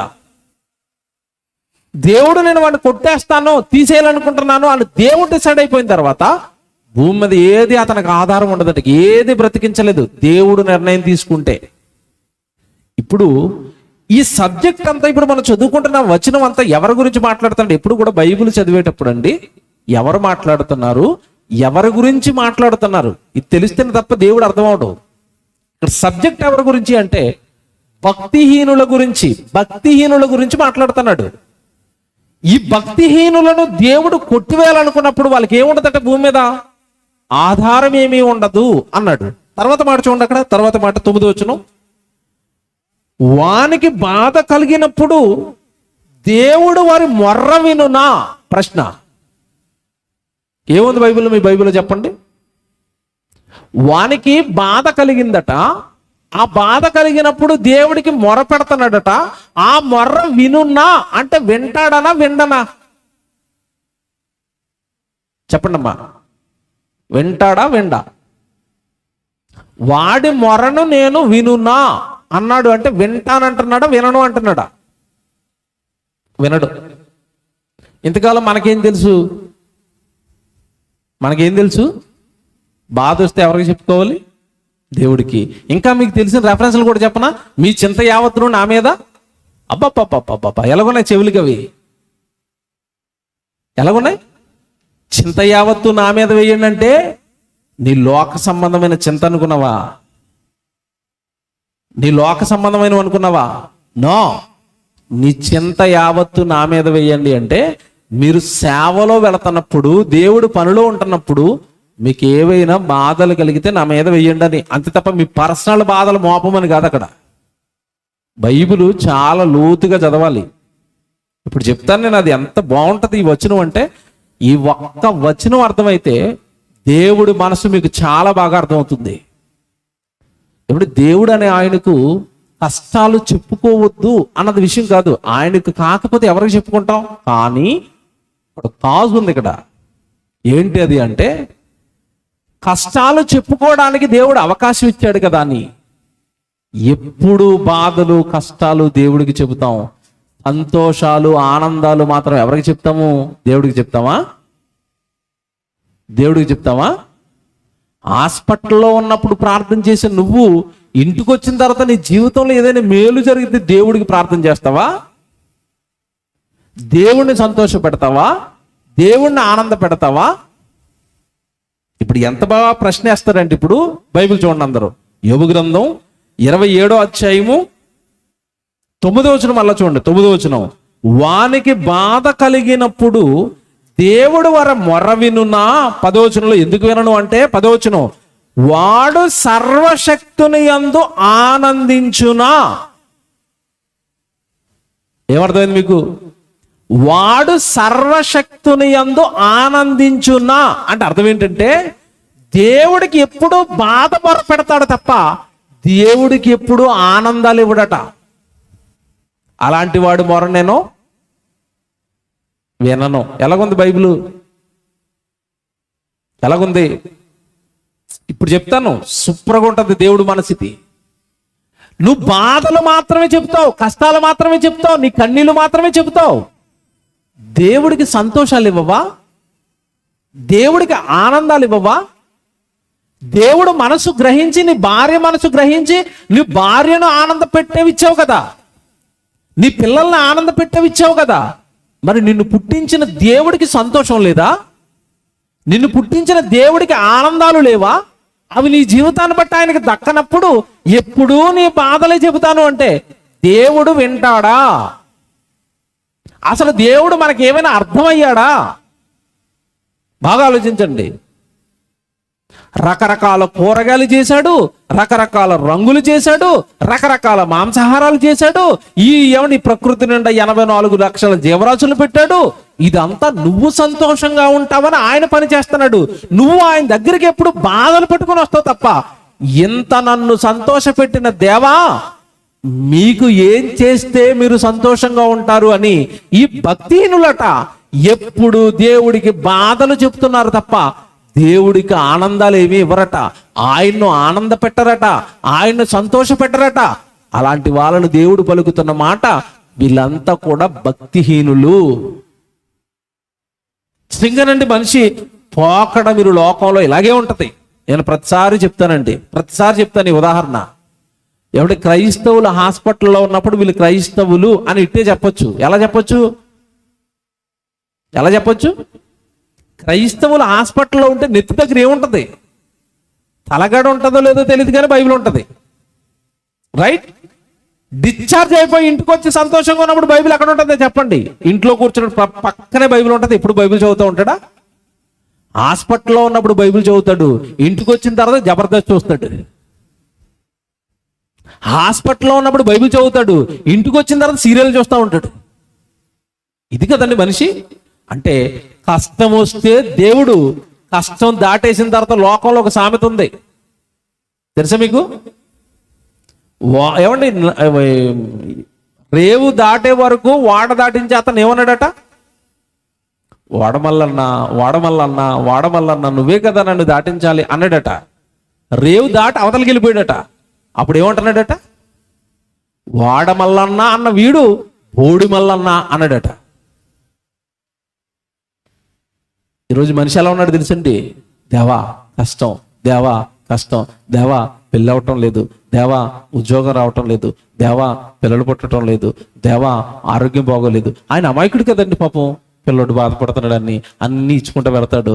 ఇచ్చేసుకుని అంత పర్ఫెక్ట్ అయిపోయిన తర్వాత, దేవుడా ఈరోజు మీటింగ్ రావడానికి ఖాళీ లేదండి. నువ్వు ప్రార్థన చేసినప్పుడు కూడా నీ వినడానికి ఖాళీ లేదంటే ఆయన. దేవుడు చెప్తున్నానండి, ఈరోజు మీరు బాధపడినా పర్వాలేదు, 90% క్రైస్తవులకి దేవుడు అర్థం అవ్వలేదు. దేవుడు అనగానే కష్టాలు చెప్పుకునే వాళ్ళు అనుకున్నారు ఇంతకాలం. దేవుడు అడుగుతున్నాడు ఇక్కడ, వాడికి బాధ కలిగినప్పుడు వాడు మొర పెడితే వాడు మొర వినునా? వాడు ఎప్పుడైనా సర్వశక్తుని యందు ఆనందించాడా? ఎప్పుడైనా నాకు సంతోషాన్ని ఇచ్చాడా? ఎవడో మాట్లాడుతానండి నేను, బాగా వినండి. ఇది ఎవడో మన జీవితంలో ఎప్పుడు కష్టాలు, కన్నీళ్లు, వేదనలే తప్ప సుఖాలు ఉండటం లేదా? మా జీవితం అసలు సుఖపడిన రోజు లేదండి, నేను ఎప్పుడు నవ్వలేదండి అనవాళ్ళు చేయొద్దండి. లేవా? సంతోషాలు ఉంటాయి, ఆనందాలు లేవా? ఉంటాయి. అవి మాత్రం మనుషులకి ఇస్తాం, బాధలు మాత్రం పట్టుకెళ్ళి ఎవరికి ఇస్తాం? ఇదేటండి దేవుణ్ణి ఎలా చేస్తారు? దేవుణ్ణి ఎలా చేస్తారేంటి? దేవుడు అనే ఆయన మొదట, మీరు బాగా వినండి, దేవుడు అనే ఆయన మొదట మనకేమవుతాడు? తండ్రి. పిల్లలు తండ్రిని సంతోష పెట్టాలా? పిల్లలు తండ్రిని ఆనంద పెట్టాలా? పిల్లలు తండ్రికి ఎప్పుడు బాధలు మాత్రమే చెబుతూ ఉండాలా? పోనీ మీకు ఇది అర్థమవుతాయిపోనని ఒక ఉదాహరణ రాశాడు బైబిల్లో. ఎవరా ఉదాహరణ అంటే, ఈ భూమి మీద తండ్రిని బాగా సంతోష పెట్టిన ఆయన ఉన్నాడు. ఎవరు? యేసు ప్రభు. ఆయన మత్తయి సువార్త 3:16 బాప్తిసం తీసుకోగానే ఆయన గురించి ఏమన్నాడు? ఈయనే నా ప్రియకుమారుడు, ఈయన యందు నేను ఆనందిస్తున్నాను. డాట్. ఆగండి, ఆగండి. యేసు ప్రభునందు దేవుడు ఏం చేస్తున్నాడట? ఆనందిస్తున్నాడు. మన యందు దేవుడు ఏం చేస్తున్నాడు? ఏం చేస్తున్నాడు? బాధపడుతున్నాడు. ఎందుకంటే నువ్వు ఎప్పుడు బాధ లేదు కదా ఆయనకి చెప్పేది. ఒక ఆత్మను రక్షించాను ప్రభువా, ఒకరికి వాక్యం చెప్పాను ప్రభువా, ఒకరిని సంఘంలోకి నడిపించాను ప్రభువా, మా ఊరి మధ్యలో నీ గురించి సభ పెట్టి చాలా మంది నువ్వంటే తెలియని వాళ్ళకి నీ గురించి చెప్పాను ప్రభువా. ఈ ఆనందాలు ఏ మనిషి అండి దేవుడికి ఇస్తున్నాడు? ఎవరిస్తారు? ఇప్పుడు 2 రెఫరెన్స్లు చూపిస్తాను, మీరు చాలా కాలం చదువుకున్నవే. ఇప్పుడు ఆ రెఫరెన్స్లు బాగా ఆలోచించండి. ఇర్మియా గ్రంథం మీరు చూడండి ఒకసారి. మొదట ఇర్మియా గ్రంథం. దేవుణ్ణి సంతోష పెట్టమని దేవుడు బైబిల్లో ఎక్కడైనా మనకి చెప్పాడా? యేసు వచ్చాడు, ఆనంద పెట్టాడు, వెరీ గుడ్. మనకేమైనా చెప్పాడా? ఇర్మియా గ్రంథం 9వ అధ్యాయము 24వ వచనం.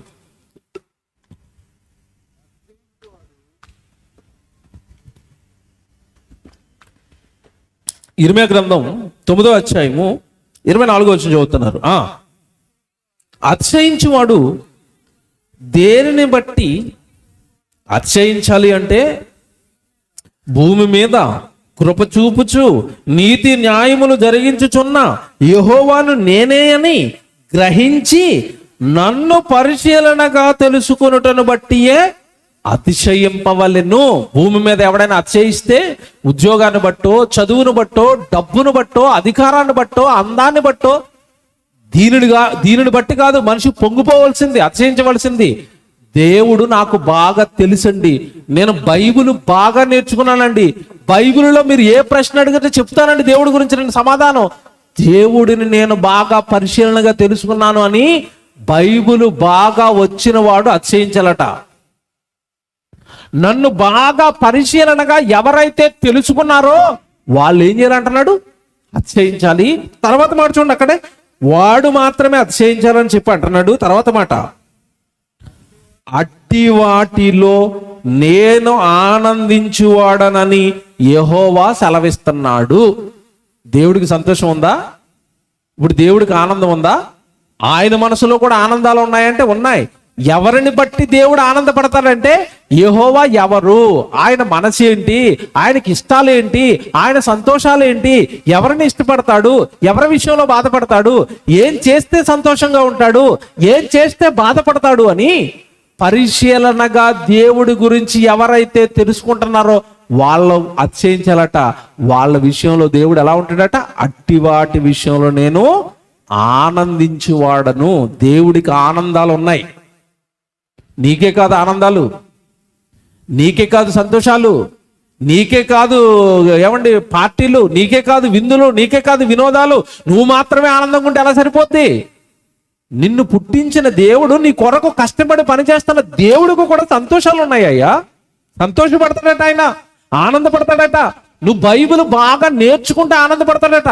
ఎవరండి బైబిల్ నేర్చుకుంటారు ఈరోజు? వినడానికే ఎవడో 1 గంట సేపు ప్రసంగానికి కూర్చోబెట్టాలి అంటే అబ్బో వెనకాల చేసే పని అంతా ఇంత కాదండి. పోస్టర్లు వెయ్యాలి, ఫ్లెక్సీలు కట్టాలి, ఫోన్లు చెయ్యాలి, కూర్చోడానికి కుర్చీలు వెయ్యాలి, ఎవడు వినడానికి సౌండ్ బాక్సులు పెట్టాలి, తినడానికి భోజనాలు పెట్టాలి. ఇన్ని పెడితేనే గాని మనిషి 1 గంట సేపు వాక్యం వినడం. ఆయన ఏమంటున్నాడు? ఇవేమీ లేకుండా ఎవరు దేవుడు ఆయన మనసు ఏంటని ఎవరైతే పరిశీలిస్తున్నారో వాళ్ళ విషయంలో దేవుడు ఏం చేస్తాడట? ఆనందిస్తాడు. మరి నువ్వు ఆనందింప చేసేవాడిగా ఉన్నావా? దేవుడిని ఆనంద పెట్టేవాడిగా ఉన్నావా? ఎప్పుడు నీ బాధలు, కష్టాలు, కన్నీళ్ళేన దేవుడికి ఆనందాలు ఇవి ఇవ్వా? యేసుప్రభు ఇచ్చినట్టుగా. రెండో చూపిస్తాను ఇప్పుడు. లోకాసు వార్త. ఇక్కడ ఇంకొక ఆనందం చెప్తున్నాడు. లోకాసు వార్త 15వ అధ్యాయం చూడండి అందరూ, 7వ వచనం. లోకాసు వార్త 15వ అధ్యాయము 7వ వచనం. లోకాసు వార్త 15వ అధ్యాయం 7వ వచనం. త్వరగా చదవండి. లోకాసు వార్త 15వ అధ్యాయము 7వ వచనం. అటువలే మారు మనసు అక్కరలేని 99 నీతిమంతుల విషయమై కలుగు సంతోషము కంటే మారు మనసు పొందు ఒక్క పాపి మారు మనసు పొందు ఒక్క పాపి విషయమై పరలోకమందు, ఈ పదవంటలు ఏం చేసుకోండి, ఎక్కువ సంతోషము కలుగును. ఎవరికి ఎక్కువ సంతోషం? ఎక్కువ సంతోషం ఎవరికి? ఒక చీర కొంటానని ఆఫర్ ఇచ్చిన ఎవడ భర్త ప్రేమ ఎక్కువైపోయి 4 చీరలు కొనుక్కొని వచ్చాడు అనుకోండి పండక్కి, భార్యకి ఎలాగుంటది? ఏం కలుగుతుంది అప్పుడు? ఎక్కువ సంతోషం, ఎక్కువ ఆనందం. నీకేనా సంతోషాలు? దేవుడికి ఎక్కువ సంతోషం కలుగుతుంది. చదువుకున్నారు అక్కడ ఇర్మియా గ్రంథంలో, మీరు ఇందాక మాట చదువుకున్నారు. ఏంటా మాట అంటే, ఒకడు పరిశీలనగా నన్ను తెలుసుకుంటుంటే వాడిని బట్టి నేను ఆనందపడతాను అన్నాడు. నువ్వు తెలుసుకుంటే ఆనందపడతాడు. నువ్వు తెలుసుకుని మరొకరికి దేవుడు తెలిసేటట్టుగా చేసి వాడిని నువ్వు మారిస్తే నువ్వు ఆయన దగ్గర ఉన్నావు, నువ్వు ఆయన ఆనంద పెట్టావు, ఇంకొకరిని ఆనంద పెట్టడానికి తీసుకొచ్చావు చూసావు. అప్పుడు మీ ఇద్దరిని బట్టి పరలోకంలో ఏం కలుగుతుందట? ఎక్కువ సంతోషం. దేవుడికి సంతోషాలు, దేవుడికి మరలా ఎక్కువ సంతోషాలు. దేవుడికి ఉన్నాయి ఇవన్నీ, దేవుడికి ఉన్నాయండి ఇవన్నీ. దేవుడికి సంతోషం ఉంది, దేవుడికి ఎక్కువ సంతోషం ఉంది. నీకు అర్థమయ్యాడా? దేవుడు అర్థమయ్యాడా? ఏమంటే మాట్లాడగల మిమ్మల్ని ఇక్కడ కూర్చున్న చాలా మందికండి కాకరకాయ కూర అంటే ఇష్టం ఉండదు. కాకరకాయ కూర అంటే నీకు ఇష్టం లేదు. దేవుడు భూమి మీద కూరగాయలు ఏమి చేయకుండా కాకరకాయ ఒక్కటే చేసి వదిలేశాడు. అప్పుడు నీ పరిస్థితి ఏంటి చెప్పు? కాకరకాయ ఇష్టం లేదు, తినకపోతేనా చచ్చిపోతాం. అప్పుడు ఏం చేస్తాం చెప్పండి? సంతోషంగా తింటారా, ఏడ్చుకుంటూ తింటారా? ఏడ్చుకుంటూ తింటావు.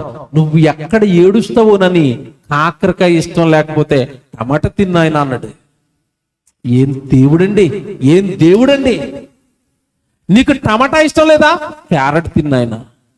లేదు డాడీ నాకు కూరగాయలు ఏమి ఇష్టం ఉండదు, ఆకుకూరలు తిను కొడుక. లేదు డాడీ అసలు నాకు వెజిటేబుల్ అన్నా, అసలు వెజిటేబుల్ కూరగాయలన్నా నాకు పరమ అసహ్యం తండ్రి, నాకు ముక్క లేకపోతే ముద్ద తెగదు అన్నావు కదా. ఓడి తిన్నాయన, మేక తిన్నాయన, ఇంకా పెద్ద ఏమన్నా ఓపుకుంటే నీ ఇష్టం, పెద్దవి కూడా కావాలంటే తినే.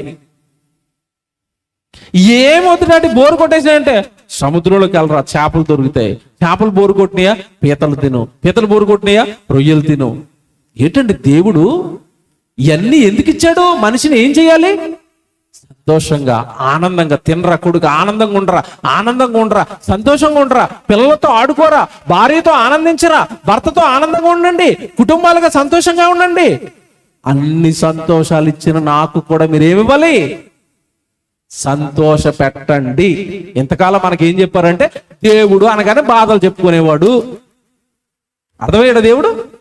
అర్థం చేయించారా మనకి దేవుణ్ణి? బాగా ఆలోచించండి. దేవుడికి సంతోషమట, దేవుడికి ఎక్కువ సంతోషమట. అది ఇవ్వవలసింది నువ్వేనట. ఏమండి, ఒక పాపిని మారిస్తే ఎక్కువ సంతోషం అంటే యేసుక్రీస్తుల వారు తండ్రి అయిన దేవుడికి ఎంతమందిని ఇచ్చాడు? ఈరోజు ప్రాణ త్యాగంతో, శిలువ యాగంతో ఎంతమందిని ఇచ్చాడు? 400 కోట్ల మంది అట క్రైస్తవులు. ఈ 400 కోట్ల మంది దేవుడి దగ్గరికి వెళ్ళారు అంటే ఈ 400 కోట్ల ఆత్మల్ని దేవుడికి ఇచ్చింది ఎవరు చెప్పండి? ఇప్పుడు ఎంత ఆనందం ఇచ్చి ఉంటాడు యేసు ప్రభు? ఎంత ఆనందం ఇచ్చాడండి తండ్రికి, ఎంత సంతోషం ఇచ్చాడండి. ఇప్పుడు మీరు నేను ఆనందపడుతున్నాం కదా ఈరోజు. మనం ఏమిస్తున్నాం దేవుడికి? సంతోషాలు. ఇంకా చెప్పనా ఆయన ఆనందాలు? ఎవడు మీరు వింటానంటే ఈ రాత్రంతా కూడా దేవుడి సంతోషాలు చెప్పుకుంటూ వెళ్ళగలుగుతాను నేను. ఇంకోటి చూపించాలి మీకు. లూకాసు వార్త 10వ అధ్యాయం 21 చదవండి.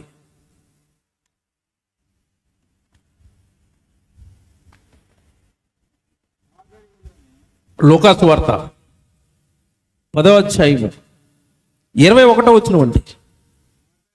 ఆ గడియలోనే యేసు పరిశుద్ధాత్మయందు బహుగా ఆనందించి, ఆ పదవంటలు ఏం చేసుకోండి. యేసు ప్రభుకి ఏమొచ్చిందట? బహుగా ఆనందం. యేసు ప్రభుకి ఆనందం అట, యేసు ప్రభుకి సంతోషం అట. ఇంతకీ ఏ విషయంలో ప్రభు మీకు ఆనందం? దేనిని బట్టి? కూరను బట్ట, మనకులాగా బట్టలను బట్ట, మనకులాగా మనుషులను బట్ట కాదండి. మనకొచ్చిన ఆనందం లాంటి ఆనందం కాదండి యేసు ప్రభుది. ఆయన పరిశుద్ధాత్మ యందు బహుగా ఆనందించి, తండ్రి ఆకాశమునకును భూమికిని ప్రభువా, నీవు జ్ఞానులకును వివేకులకును ఇదిగో ఈ తండ్రైన దేవుడి గురించిన జ్ఞానం వాక్యాలన్నీ కూడా మరుగు చేసి పసిబాలురు అపోస్తుల గురించి మాట్లాడుతున్నాడండి. పసిపిల్లలు ఎవడు చదువు లేని వారు, ఎవడు పెద్దగా డబ్బు లేని వారు, ఎవడు లోకానికి తృణీకరింపబడిన వారు, ఈ పసిబాలురైన అపోస్తులకు మీ జ్ఞానం ఇచ్చారు చూశారు, మీ వాక్యాలు అర్థం చేయించారు చూశారు. నేను దీని విషయంలో ఏం చేస్తున్నాను అంటున్నాడు, ఆనందిస్తున్నాడట. అంటే దేవుడి వాక్యం చెబితే దేవుడికి ఏమొస్తుంది చెప్పండి ఇప్పుడు? ఆనందం.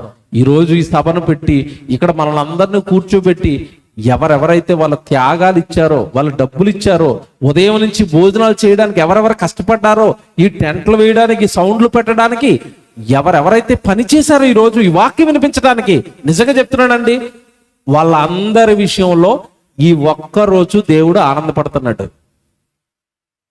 ఈ ఒక్కరోజు దేవుడు మిమ్మల్ని బట్టి సంతోషపడుతున్నాడు. ఎవరైతే పని చేశారో, ఎవరైతే డబ్బులు ఇచ్చారో వాక్యం వినిపించడానికి మిమ్మల్ని అందరిని బట్టి దేవుడు సంతోషపడుతున్నాడు. ఈ రోజు సంతోషపెట్టారు, రేపు ఏం చేస్తారు చెప్పండి? బాగా వినండి. ఈరోజు సంతోషపెట్టారు దేవుడిని, రేపు ఏం చేస్తారు? ఏముంది, యాజ్ ఇట్ ఈజ్గా సీరియల్స్, సెల్ ఫోన్లు, యూట్యూబ్లు, ఫేస్బుక్లు, ఇంతే కదా. ఏముంది ఈరోజు ప్రపంచం అందులోనే కదండి ఉంది. అందుకేనండి ప్రసంగాలు చెప్పటం కాదు, చెప్పిన ప్రసంగం మీద నిలబడాలి. రోజు వాక్యం చెప్తే దేవుడికి ఆనందం.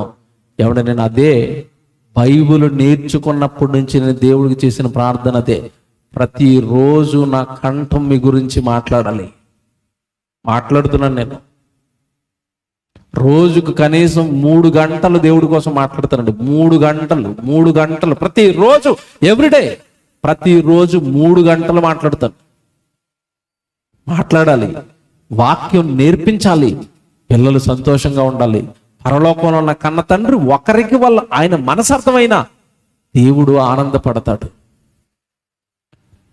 దేవుడు అనే ఆయన ఏంటో, ఏ విషయంలో ఆనందపడతాడో ఒకసారి మళ్ళీ యోబు గ్రంథానికి రండి, 27వ అధ్యాయానికి.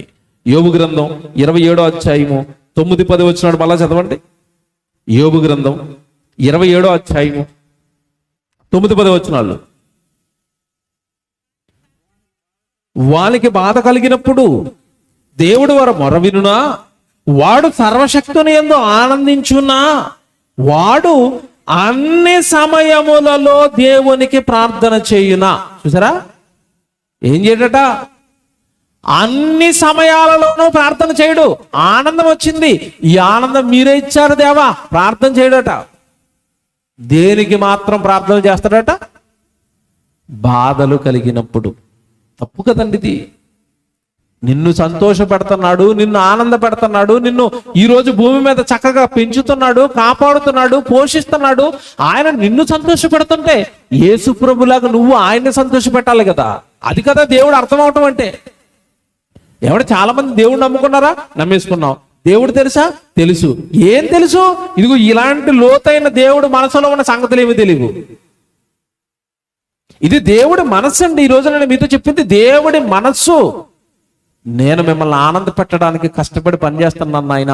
మీరు కూడా నా నిమిత్తం ఏం చేయాలో తెలుసా? పని చేయండి. తీతుకు రాసిన పత్రిక చూడండి, చూపిస్తాను డైరెక్ట్గా. ఇది తీతుకు రాసిన పత్రిక 1వ అధ్యాయం 16వ వచనం చూడండి. తీతుకు రాసిన పత్రిక 1వ అధ్యాయము 16వ వచనం.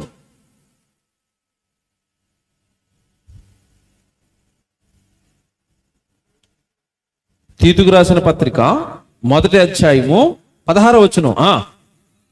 దేవుడిని ఎరుగుదమని వారు చెప్పుకొందురు, కానీ నాకు అసహ్యులు. దేవుడిని ఎరుగుతామని చెప్పుకునేవారు దేవుడికి ఏమంటే ఇక్కడ అదేంటండి? అది ఎరగనోడి విషయంలో కదా నాకు అసహ్యం అనాలి. వాడు నన్ను నమ్మలేదు, వాడు అంటే నాకు అసహ్యం కదా అనాలి. అలాగంటలేదు, ఇక్కడ రివర్స్లో ఉంది చూడండి. వారు దేవునిని ఎరుగుదామని వారు చెప్పుకొందురు, వెంటనే ఏమన్నాడు? అసహ్యులు. కానీ అసహ్యులు. మీకు మాట చెప్తాను, మీరు బాధపడినా దేవుడిని ఎరగని వాడి విషయంలో దేవుడికి అసహ్యం లేదు. ఎందుకో తెలుసా? వాడి దగ్గరికి దేవుడు జ్ఞానం వెళ్ళలేదు, వాడి దగ్గరికి దేవుడు బైబిల్ వెళ్ళలేదు కనుక వాడు అలా బ్రతుకుతున్నాడంటే వాడిని దేవుడు క్షమిస్తాడండి. కానీ దేవుడి జ్ఞానం నీ చేతుల్లోకి వచ్చి, బైబిల్ నీ చేతుల్లోకి వచ్చి కూడా నీ కోసమే నువ్వు బ్రతికేస్తుంటే, నీ పిల్లల కోసమే బ్రతికేస్తావు, నీ కుటుంబం కోసమే బ్రతికేస్తావు. పుట్టించిన దేవుడికి ఏనాడు ఆనందాన్ని ఇవ్వవు నీ జీవితాన్ని బట్టి, ఏనాడు సంతోషం లేదు నీ బట్టి, నిన్ను బట్టి. ఎంతకాలం అండి మనల్ని బట్టి దేవుడు సహించి అలా ఉండిపోతాడు? మీరు చెప్పండి. ఫలింపని ప్రతి చెట్టు ఏం చేయబడాలన్నాడు? ఫలింపని ప్రతి చెట్టు నరికి వేయబడాలి. దేవుళ్ళలోకి వచ్చిన తర్వాత ఏవి నీ నుండి ఫలాలు దేవుడికి ఏమిచ్చావు? ఒక మీటింగ్ పెట్టావా, ఒక సభ పెట్టావా, ఒక గృహకుడికి పెట్టావా, పక్కూరికి ఏదైనా దైవజనుడిని తీసుకెళ్లి వాక్యం చెప్పించావా, ఎవరినైనా సంఘంలోకి నడిపించావా, ఏ ఆత్మనైనా బాప్తిసం తీసుకునేంత వరకు వాక్యం చెప్పి అతన్ని ఏమైనా నువ్వు నిలబెట్టావా? చాలా మంది నిలబెట్టకపోగా పడగొట్టే వాళ్ళు ఎక్కువ, లాగేసే వాళ్ళు ఎక్కువ, చెడు మాటలు చెప్పి దూరం చేసే వాళ్ళు ఎక్కువ, దేవుళ్ళో నిలబెట్టే వాళ్ళు తక్కువ, పడగొట్టే వాళ్ళు ఎక్కువ.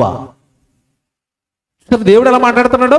వారు దేవుణ్ణి ఎరుగుదమని వారు చెప్పుకొందురు, కానీ వారు అసహ్యులను అవిధేయులను ప్రతి సత్కార్యము విషయములో, అండర్లైన్ చేసుకోండి మాట ఏంటంట, ప్రతి సత్కార్యము విషయములో భ్రష్టులనయ్యుండి తమ క్రియల వలన ఆయనను ఎరగమన్నట్టున్నారు. క్రియలతో ఎరగము అని చెప్తున్నారు, నోటితో మాత్రం ఏం చెప్తున్నారు? దేవుడు మాకు తెలుసు అని చెప్తున్నారు. ఇప్పుడు మీరు చెప్పేవారుగా ఉంటారా? క్రియలతో దేవుడు మాకు తెలుసు అని దేవుని ఎదుట నిలువబడేవారుగా ఉంటారా? అది మీ ఇష్టం. దేవుడు నమ్మారా? ప్రశ్న అడుగుతున్నాను. మా అందరం దేవుడు నమ్మామా? దేవుడు నమ్మాం. మీరందరూ దేవుడు నమ్మారా? దేవుడు నమ్మారు. అందరు బాప్తిసం తీసుకున్నారా? తీసుకున్నారు. అందరి చేతుల్లో బైబిల్ ఉందా? ఉంది. అందరూ రొట్టె ద్రాక్షారసం తీసుకుంటున్నారా? తీసుకుంటున్నారు. అందరూ ఆదివారం గుడికి వస్తున్నారా? వస్తున్నారు. రేపు సువార్తకి వెళ్ళిపోదామంటే ఎవరు వస్తారు? పక్క ఊరికి సువార్తకి వెళ్ళిపోదామండి, రేపు ఎవరు వస్తారు? నేను ఏదో గ్రామానికి సువార్తకి వెళ్తున్నాను, మీరు వచ్చేయండి, టికెట్లను పెట్టుకుంటానంటే ఎవరు వస్తారు? అబ్బబ్బబ్బబ్బే, నమ్ముకున్నామంటే నమ్ముకున్నాం. అలాంటి పనులు, ప్రయాణాలు ఇవన్నీ మాకు చెప్పకండి బాబు. మా ఇల్లు ఉంది, దాని చుట్టే తిరగాలి నేను. ఇలాగా ప్రదక్షిణలు దేని చుట్టూ? ఇంటి చుట్టూ, ఉద్యోగం చుట్టూ, మార్కెట్ చుట్టూ ప్రదక్షిణలు ఇవే. మీరు సర్వలోకమునకు వెళ్ళి సర్వసృష్టికి సువార్తను ప్రకటించండి. ఏ బైబిల్ చదువుతున్నా కదా, ఎప్పుడు భయం వేయట్లేదా? ఈ ఆచరణ నేను పాటించటం లేదని? సువార్త చెప్పడానికి నేను ఎక్కడికి వెళ్ళటం లేదు. పోనీ నేను వెళ్ళకపోయాను, నా కష్టార్జితాన్ని ఇచ్చి ఎవరిని సువార్తకు పంపటం లేదు. భయం వేయటం లేదంటే బైబిల్ చదువుతున్నప్పుడు మీకు భయం వేయటం లేదా? భయం రావటం లేదా? బాప్తిసం తీసుకున్న వాళ్ళందరూ సువార్త పని చేయాలన్న ఆజ్ఞ ప్రభువు వలన పొందిన మనము, రొట్టె ద్రాక్షరసం తీసుకున్న ప్రతి ఒక్కరూ కూడా ఆయన మరణాన్ని ప్రచురించాలి అన్న బైబిల్లో ఉన్న వచనాలు చదువుతున్నప్పుడు భయం వేయటం లేదా? ఎక్కడ అర్థమయ్యాడు దేవుడు మనకి? అందుకే మాట రాశాడు, వారు దేవుడిని ఎరుగుదమని చెప్పుకుంటారు, కానీ ప్రతి సత్కార్యం విషయంలో ఏమైపోయారట? భ్రష్టులైపోయారు. దేవుడి పని విషయంలో మాత్రం ముందుకు రారు, దేవుడికి ఇవ్వడానికి ముందుకు రారు, దేవుడికి చేయడానికి ముందుకు రారు. దేవుడిని నమ్మారా అంటే నమ్మాము అని చెప్తారు. మీకు ఇంకా బాగా అర్థం అవడానికి ఉదాహరణ చెప్తానండి, ముగించేస్తాను. ఇక మనం అందరం కృతజ్ఞత కూడికి పెట్టుకుంటాం ఇంటి దగ్గర. కృతజ్ఞత కూడి పెట్టుకుని ఓ పాట పాడతారు అందరూ. ఏ పాట? నీవు చేసిన ఉపకారములకు ఏంటండి?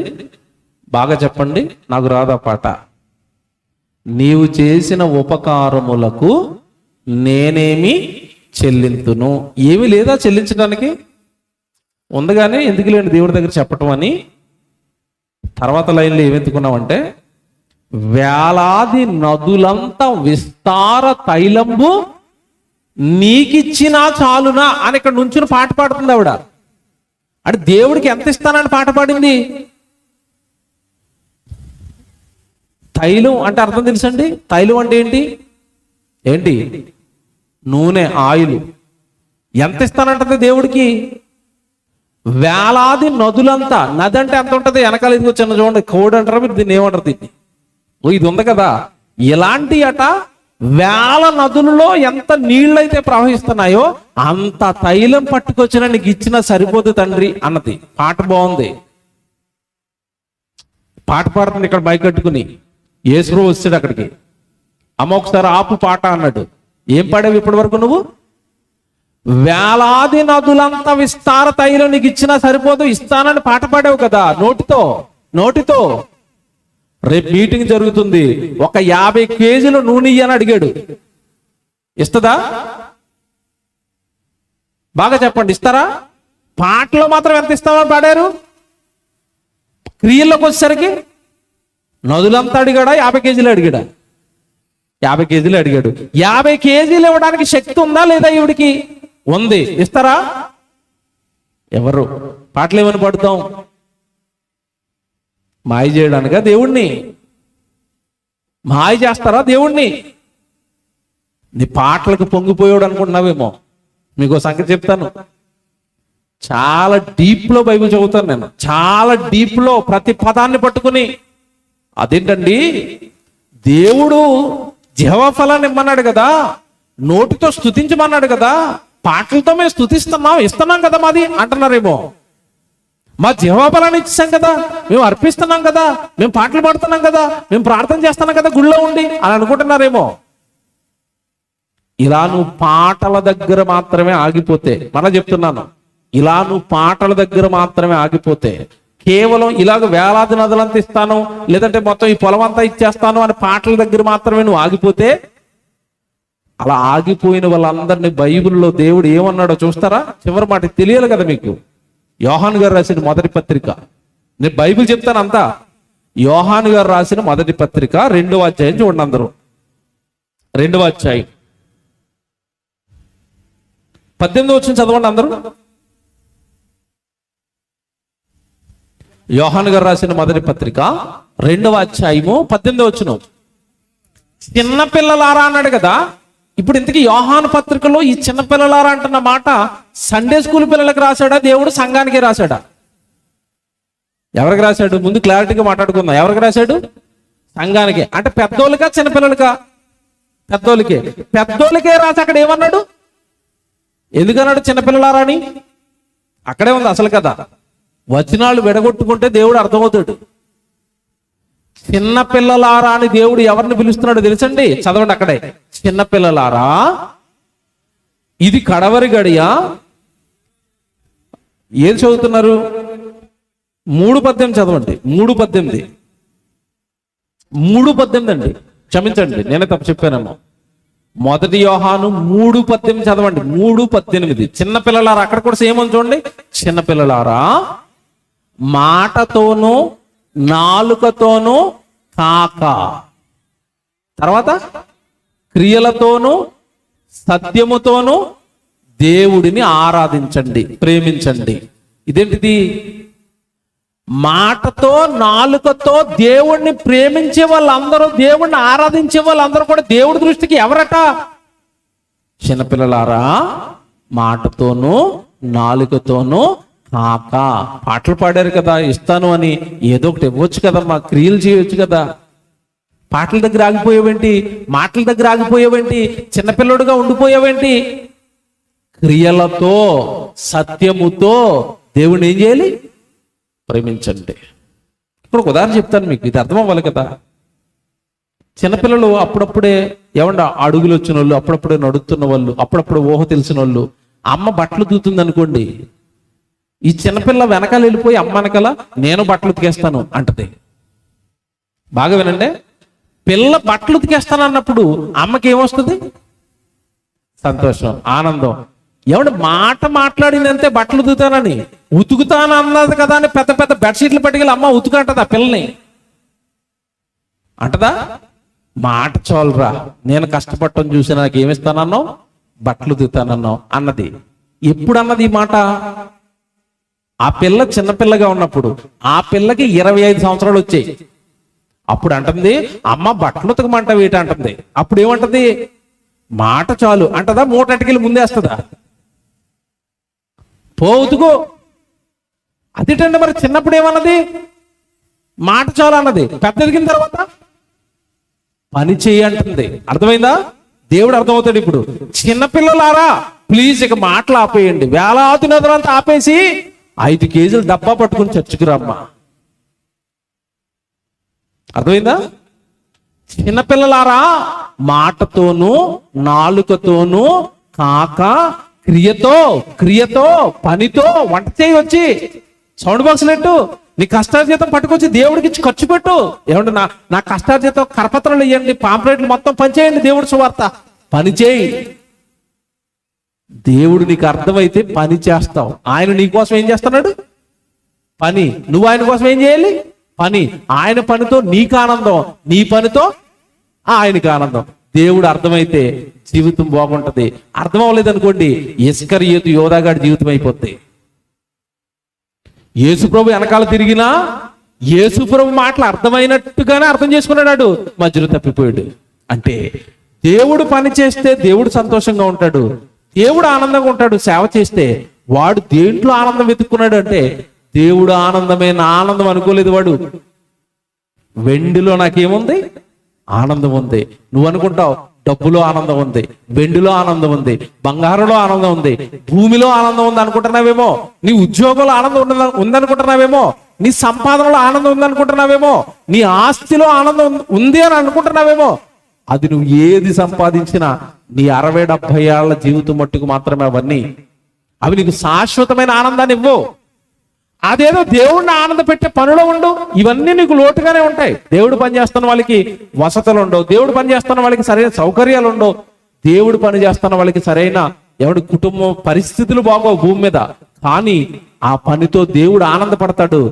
దేవుడిని నువ్వు ఎప్పుడైతే ఆనంద పెడుతున్నావో శాశ్వతమైన ఆనందంలోనికి నిన్ను తీసుకుని వెళ్ళిపోతాడు. లాజరు ఏం చేస్తున్నాడు చెప్పండి? లాజరు ఇప్పుడు ఏం చేస్తున్నాడు చెప్పండి? పరదేశంలో సంతోషంగా ఉన్నాడు. ధనవంతుడు ఏం చేస్తున్నాడు చెప్పండి? ఇప్పుడు నరకంలో ఏమండి నాగిని డ్యాన్స్ చేస్తున్నాడు. పండ్లు కొరకటం ఏడవటం, పళ్ళు కొరకటం ఏడవటం, వీళ్ళిద్దరికి తేడా ఒకటే. భూమి మీద లాజరు దేవుణ్ణి సంతోషపెట్టాడు, ధనవంతుడు తాను సంతోషపడాలనుకున్నాడు. చూసారా, తారుమారైపోయాయి. ఇప్పుడు ధనవంతుడు హ్యాపీ ఏమంటే కష్టాల్లోకి వెళ్ళిపోయాడు, లాజరు మాత్రం నెమ్మది పొందుతున్నట్టు. మీకు ఏమర్థం అవ్వాలి? ఇప్పుడు కష్టమైనా కన్నీళ్ళైనా శ్రమ అయినా, మిమ్మల్ని ఎవరైనా తిడతన్నా, మిమ్మల్ని ఎవరైనా ఇబ్బంది పెడుతున్నా, మిమ్మల్ని ఎన్ని మాటలు అంటున్నా, దూషిస్తున్నా, ద్వేషిస్తున్నా, మీరు ఒకటే గుర్తుపెట్టుకోండి, నేను నా తండ్రిని ఆనంద పెడితే చాలు, నా తండ్రికి సంతోష పెట్టే పనులు చేస్తే చాలు, నాకు దేవుడు అర్థమయ్యాడు. అలా అర్థమైన వాడి జీవితం బాగుపడుతుంది. లేదా జీవితం ఏమైపోతుంది? వ్యర్థం చేసుకున్న వాళ్ళు చాలా మంది ఉన్నారు. ఒక ఇస్కరియోతు యోధ, ధనవంతుడు, బిలాము, కోరహు, ఇలా అందరూ కూడా అండి దేవుడు అర్థం కాక నాశనం అయిపోయిన వారి జీవితాలండి బైబిల్లో నాశనం అయిపోయాయి. నరకానికి వెళ్ళిపోయారు, కాలిపోతున్నారు. కారణం దేవుడికి ఉపయోగపడి ఏ పని భూమి మీద చేయలేదండి. దేవుని పిల్లలారా, దేవుడు అర్థం కాకపోతే జీవితం ఏమవుతుంది? వ్యర్థం. అంటే దేవుడిని అర్థం చేసుకోవడం అంటే ఏంటి చెప్పండి? ఇప్పుడు దేవుడిని సంతోషపెట్టే పనులు మనం చేయటమే దేవుడు మనకి అర్థమైనట్టు.